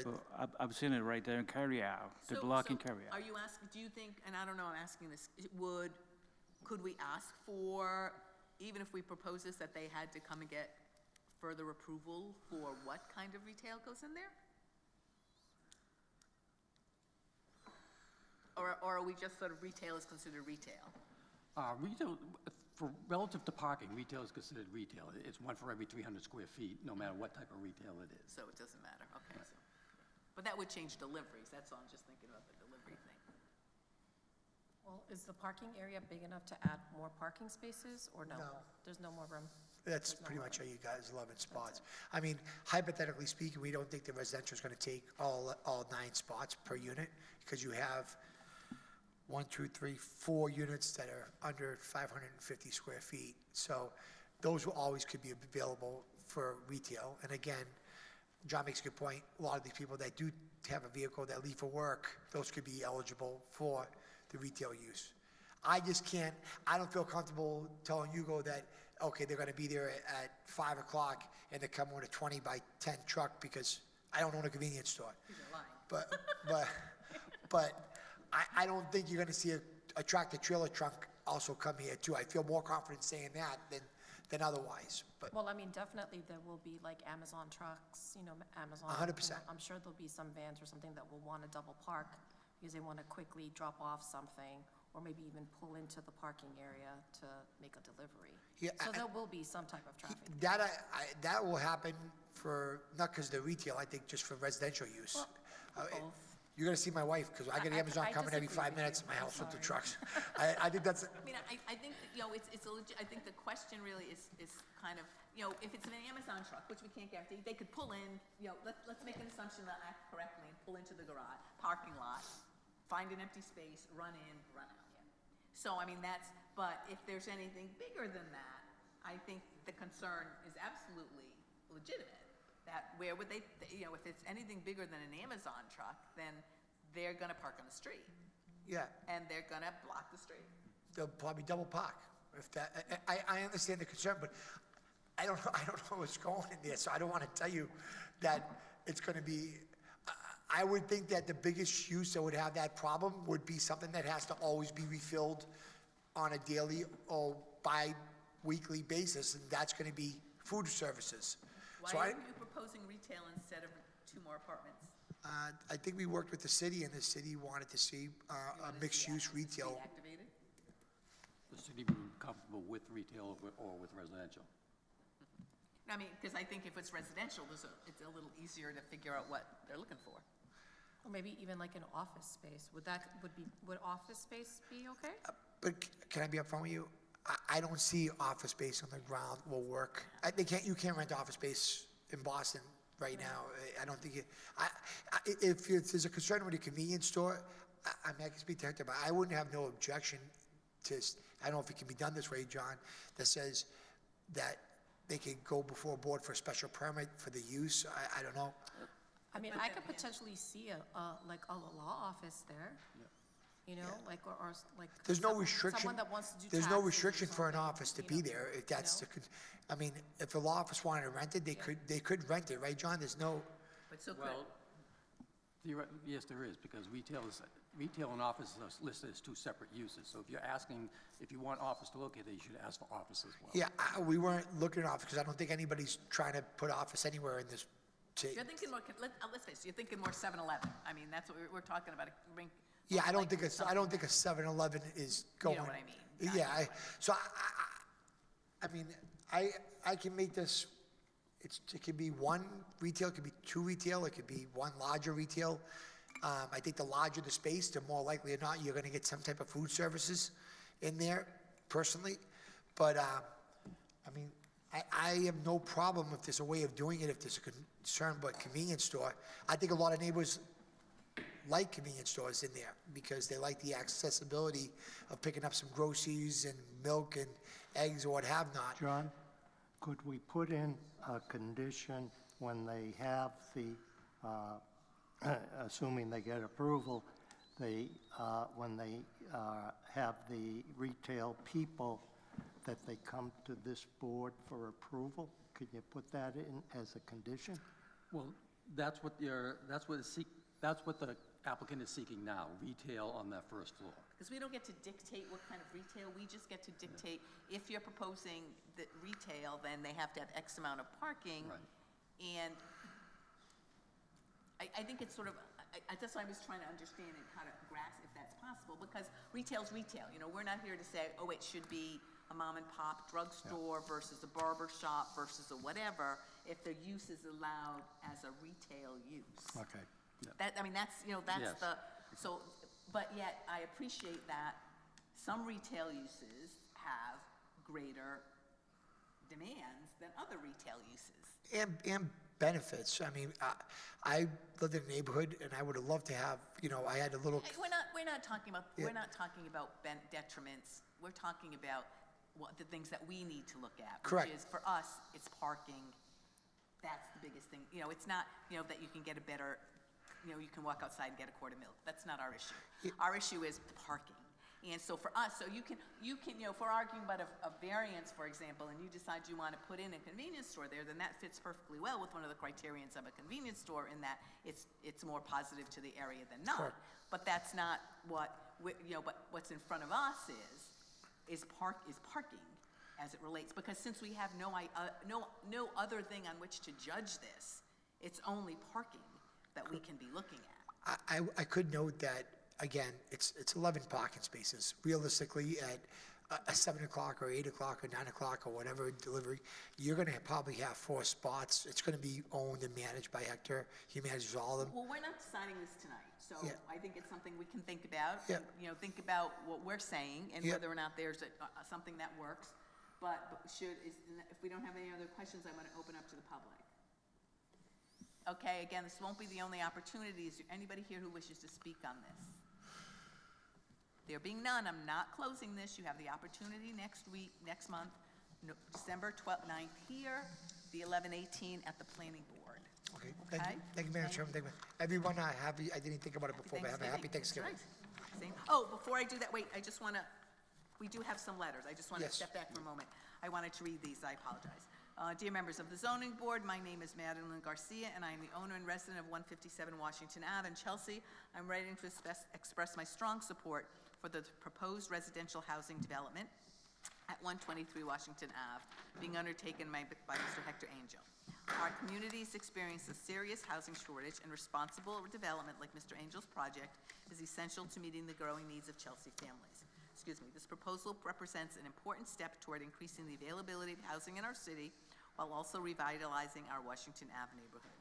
As a nearby property owner, I believe this project will have a positive impact on our community by providing more housing opportunities and contributing to the continued growth and improvement of our city. I fully support the approval of this project and encourage the board to allow it to move forward. Madeline Garcia, owner and resident, 157 Washington Ave. Dear members of the zoning board, my name is Taneri Garcia. I serve as a city councilor as well as a resident and business owner in Chelsea. I'm writing to express my full support for Mr. Hector Angel's proposed expansion project located at 123-125 Washington Ave, which would convert the existing building from 1 residential unit and 1 commercial unit into 9 residential units and 2 commercial units.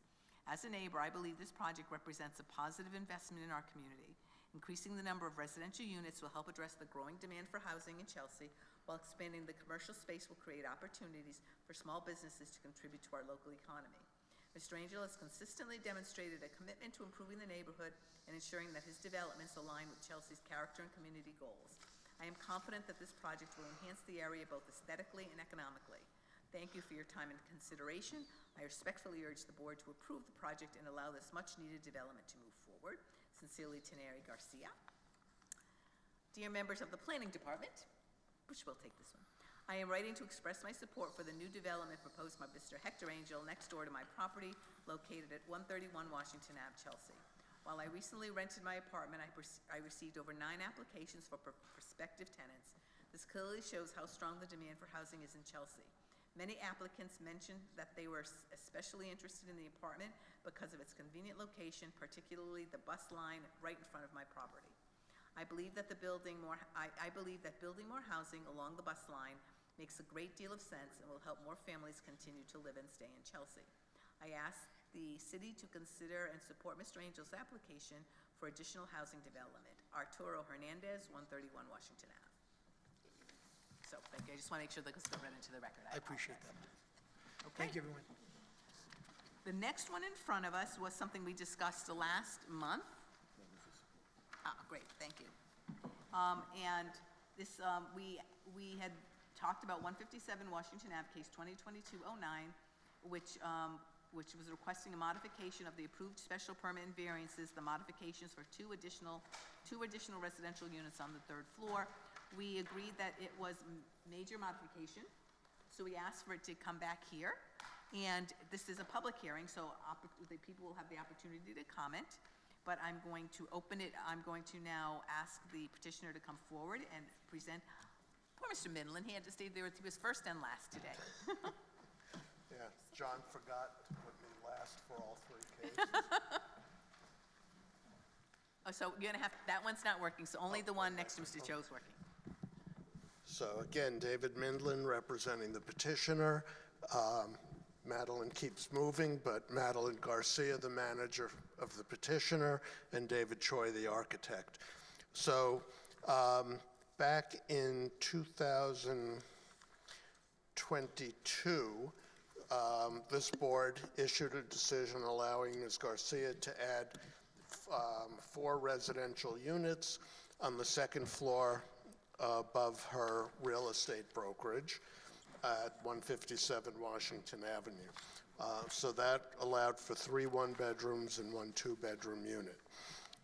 In the course of moving forward with the project, Madeline realized that in light of the local housing shortage, et cetera, she could provide 2 additional units in the attic space above the second floor. So basically what happened is the way the building was designed, so this is the modified version, but there was a framed but empty attic space above the 4 new units. So just by adding dormers, no other changes to the building, no changes to the footprint, the height, anything else, she can put 2 additional units in. So there would be 1 additional 2-bedroom unit and 1 additional 3-bedroom unit.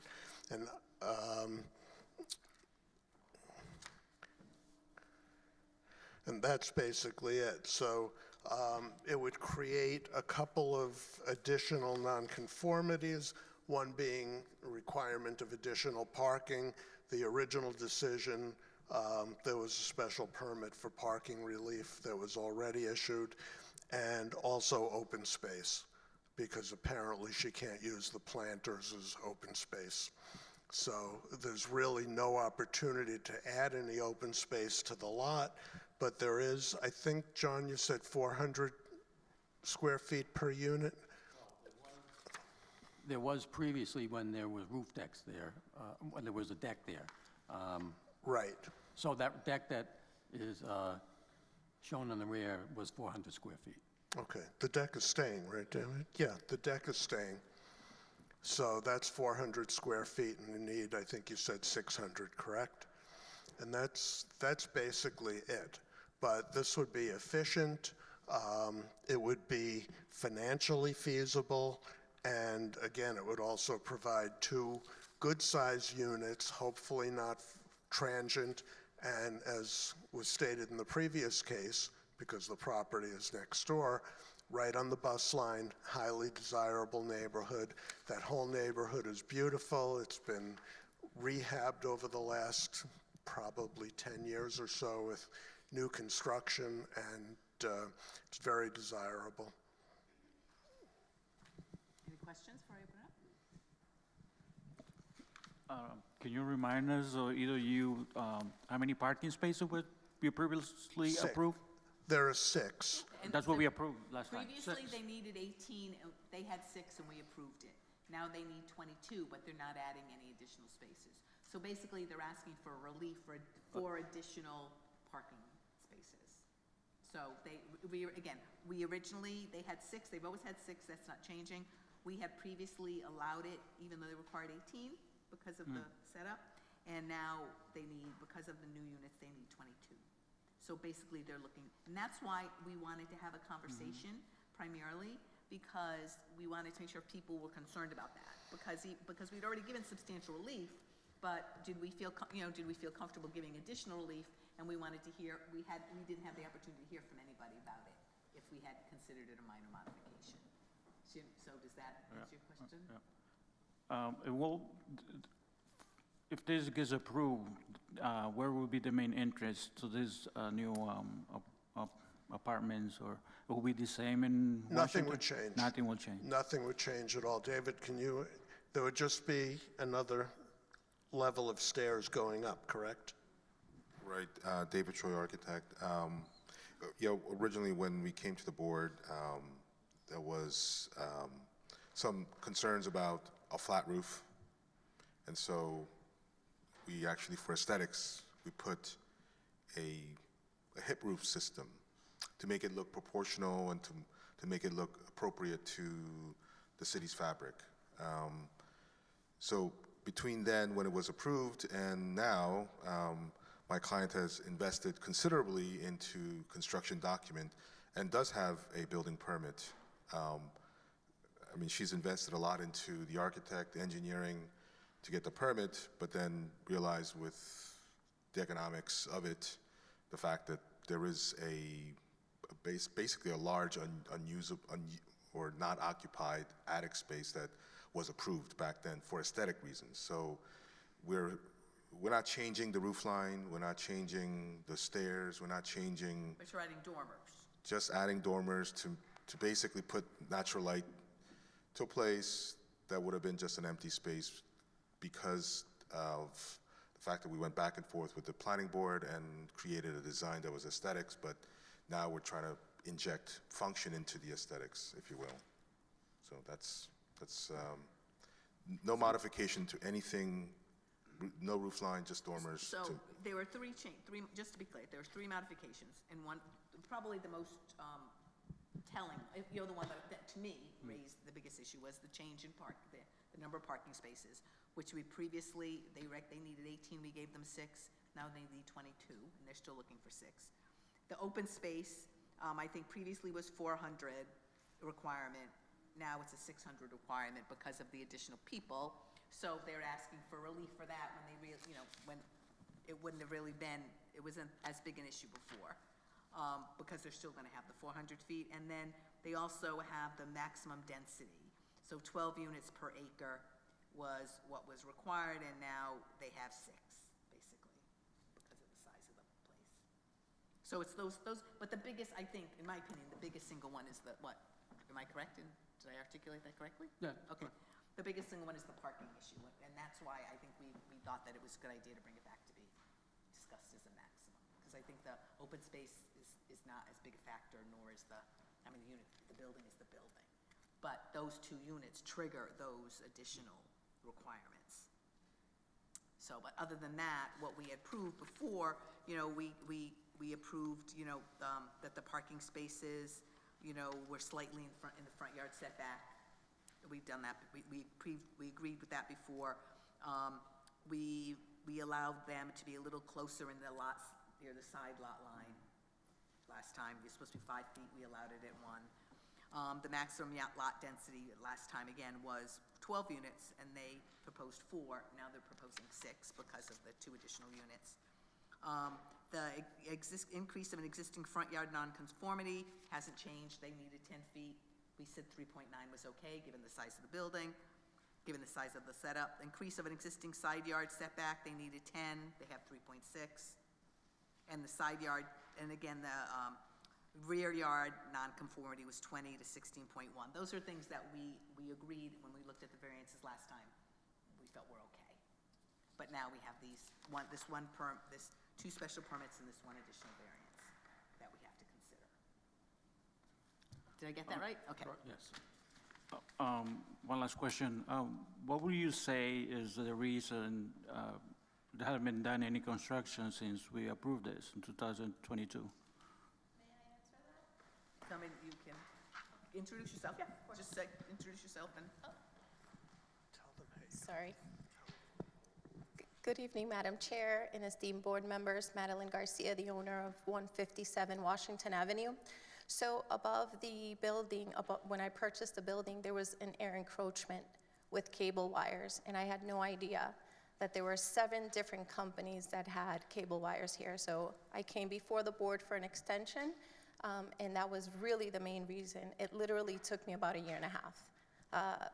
I was able to have them removed when I contacted emergency management here in Chelsea. The city of Chelsea actually helped and was able to have them removed. But that really, and then of course, as you may remember, the rates back then were 3%. Having to wait this time, which was not accounted for by me, then rates went to what they are now. So therefore, it created that issue and the delay. Thank you. answer your question.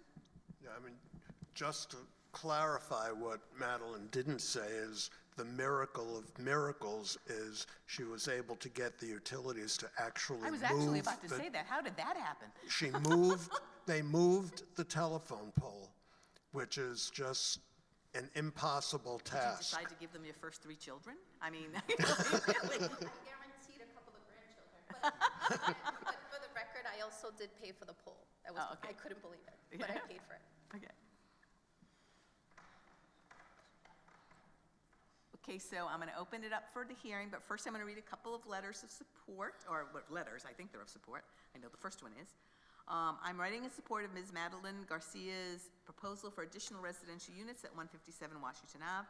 As a long-time Chelsea resident, I believe this project would not only fit aesthetically into the Cary Square neighborhood, but also bring much-needed 2- and 3-bedroom units to our community.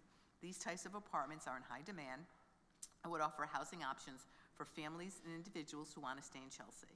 Although I couldn't attend the meeting due to work, I want to express my full support and urge the board to support this proposal.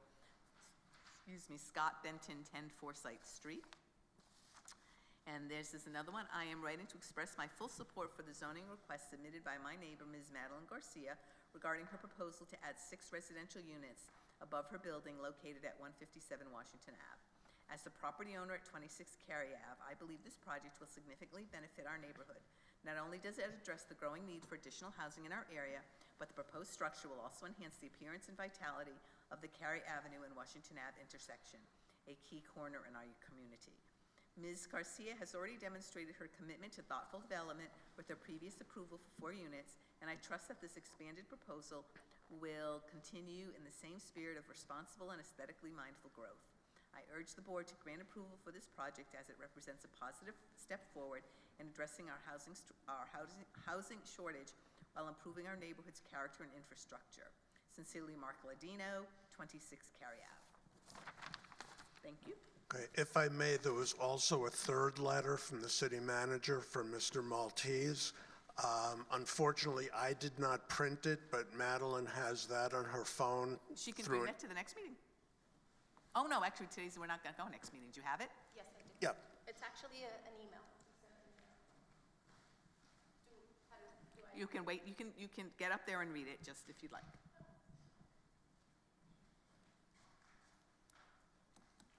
I'll give you the honors. Thanks.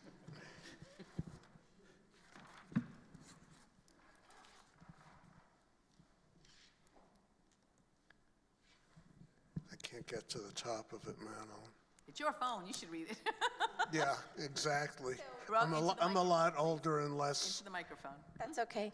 Did you want me to also read the email that I sent to him requesting You can the? just read his. No, you Okay, can just read his. excellent. So basically, I was requesting his support for this development, and he said, "Thank you, Madeline. I support the project, and I support your leadership and dedication to our community." Thank you. Thank you. And I have the email. I can send it. Okay, just for the record, at some point, please print that out and make sure that John has it. or- I sent it to your email, John. Okay, Just okay. like about 20 minutes ago. Okay, Thank good. you. Thank you for the record. Okay, so again, this is this is a public hearing. Is there anyone here who wishes to speak on this matter? We know you better be in support. My name is Hector Angel. I'm owner of 123 Washington Street and other properties here in Chelsea. And I know Madeline, she's been working really hard to get this project done, and it's gonna look amazing in that corner, what she does. She does a lot for the community. She's a great landlord, and she deserves the opportunity to get this project approved. Thank you. Sorry, did you want to say something?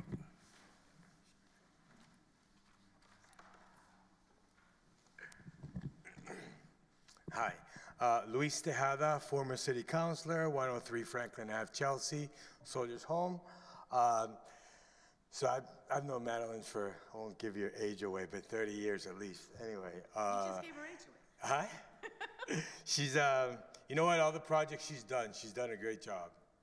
She always takes special care and caution to come to City Hall and make sure that she follows, you know, your desires, what you see fit for the city as far as improvement, which is evident. I mean, you just drive around Broadway and Washington Ave and everybody's like, wow, Chelsea's looking like, you know, like what? You guys are doing an amazing job.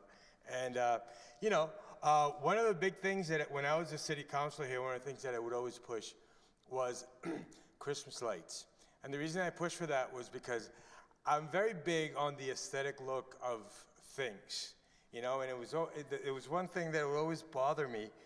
I'm a lifelong Chelsea guy, and it always bothered me that you would come in from Revere or Everett, where it was lit, and you know what I'm talking about, and as you came into Chelsea, it was dark.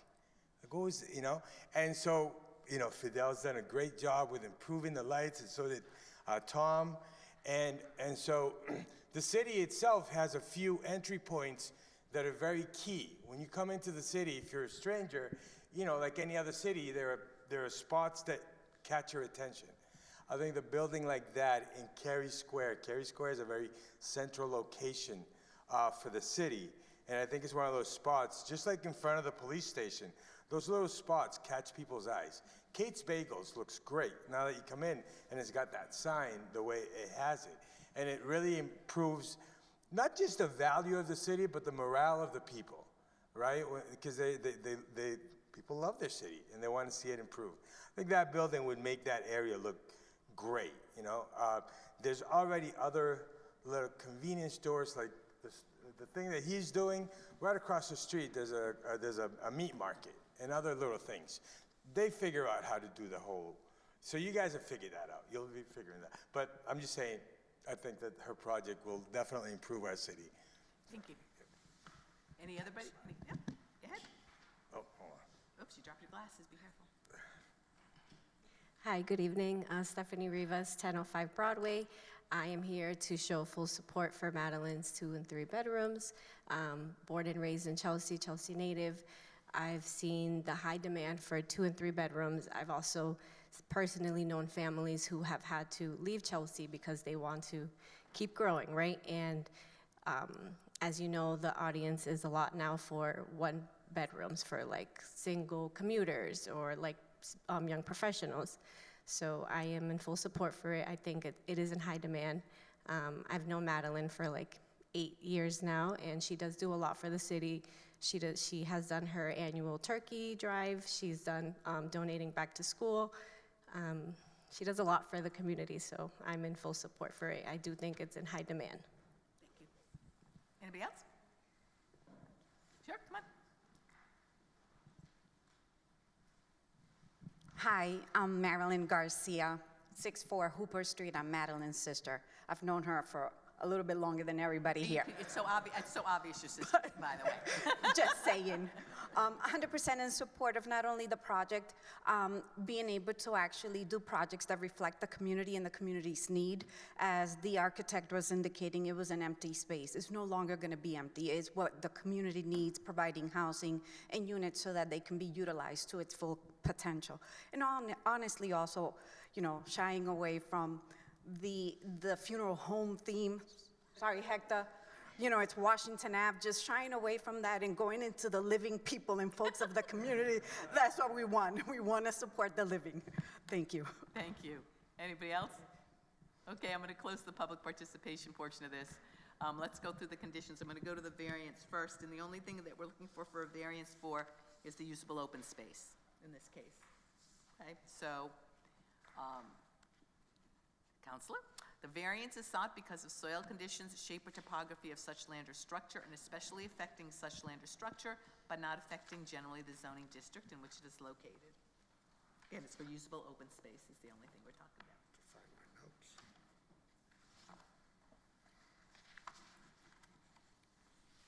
There's no room. You have a lot that is odd-shaped and a building that takes up much of that lot. Yeah, I mean, that's, yeah, is that? That works. I mean, do we agree? I mean, it's just. I'm looking for the notes in the original decision, which are still. Yeah, that's, but I mean, I think in this case, it's a limited lot. They've captured it in the way they can with the roof deck, and there's really not a lot of options if they actually want to build something on this space. They couldn't meet the open space requirements if they also wanted to use it as a space in which to have people live. Yes. Yes. Yes. Joe, put your microphone on. Yes. I think a literal enforcement would involve a substantial hardship, financial or otherwise, to the petitioner or applicant. I think you touched on this a little bit just a moment ago. As I said, part of the hardship is financial in that the cost of building this open space and not having it be usable at all is prohibitive at this point, based on the... Or if you built the open space, then you wouldn't be able to, it would make no sense to have a... interior, You couldn't have a empty house. space. If you had this open, if you met the open space requirement, then you really wouldn't have an insufficient living space. Right. So that would be, I mean, you couldn't really, that's pretty financially problematic. Very. Yes? Yes. Yes. Yes. Desirable relief may be granted without substantial detriment to the public good. Well, as was discussed and as Mr. Angel brought up also, this whole area is developing, and the funeral homes, this is one of the three funeral homes that was lined up there, and this is a tremendous positive development to the neighborhood, creating very nice new residential housing. And housing being the, as stated, the necessary, something that's needed. Yes. Yes. Yes. Yes. Excuse me, desirable relief may be granted without nullifying or substantially derogating from the intent or purpose of this chapter. And it fits perfectly into the district, the mixed Yes. use. Yes. Yes. Okay, now let's walk quickly through the special permits. Again, the special permit here is for parking and for maximum density.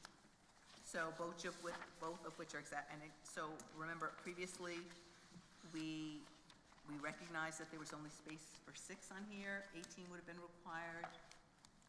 We thought, based on what we talked about, that was relevant, now it's up to 22, so we have to talk about it again. So the social, economic, or community needs which are served by the proposal. Counselor? We never went through these before. We didn't go through the details on the special permit. Right. So the social, yeah. Well, again, We did write it up in the decision. We wrote it, I'm just saying, I don't, yeah, yeah. No, I didn't hear part of what you said. The social, economic, or community needs which are served by the proposal.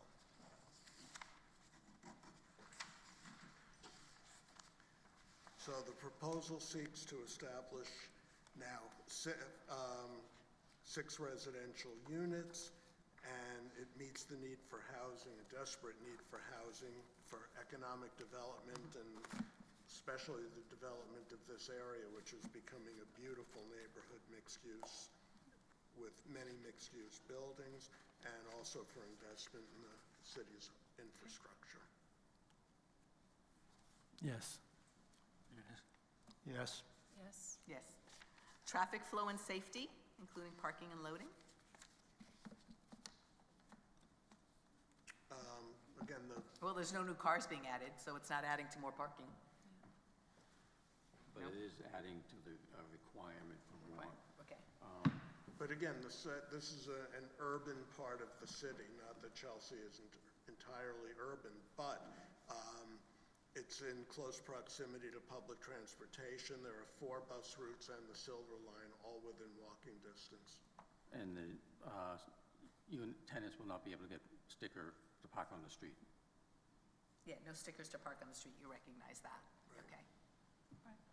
Yes. Okay. Yes. Yes. Yes. Adequacy of utilities and other public services. I would say if anyone can get a telephone pole moved, that answers that question right there. But the utilities are more than adequate. Washington Avenue and Cary Square were rebuilt several years ago, and there's certainly enough infrastructure to support the extra 2 units that would be built. Yes. Yes. Yes. Yes, okay. Neighborhood character and social structures. Again, mixed use with the office, the real estate office downstairs and a spa downstairs from that. Also, back when the original project was done, this went before the Historical Commission, and their suggestions were incorporated into the design of the building, which is not changing at all. Yes. Yes. Yes. Yes. Okay. Impacts on the natural environment, including drainage. There shouldn't be any exacerbation of any issues in that area. I don't think that's really not an area where there's flooding or Because you're not changing the size of the building, just Not sort of the changing shape a anything. little bit. Correct. Yes. Yes. And potential fiscal impact, including impacts on city services, tax base, and employment. It'll provide some additional income to the petitioner. It'll defer some of the construction costs, or at least make them more worthwhile, and it will increase the tax base to the city. Yes. Okay. Yes. John, what are the thoughts of the planning department? Planning Department is recommending approval with following conditions: to extend the existing conditions on the permit, add design review, and of course, no on-street parking stickers. Okay, you comfortable with those? Do we have a motion? Art? I make a motion to accept case 202209? 202209 with standard conditions as noted. Okay. Do I have a Second. All in favor? Aye. No? No. Okay, then let's go one by one. Okay. Okay. Arthur? Yes. Hugo? No. Joe? Yes. Marilyn? Yes. Janice, yes. Okay. Okay, thank you. Thank you. Do we have any other business? Do I have a motion to adjourn? Motion to adjourn. Made by Second. Joe, all in favor? Aye. Okay,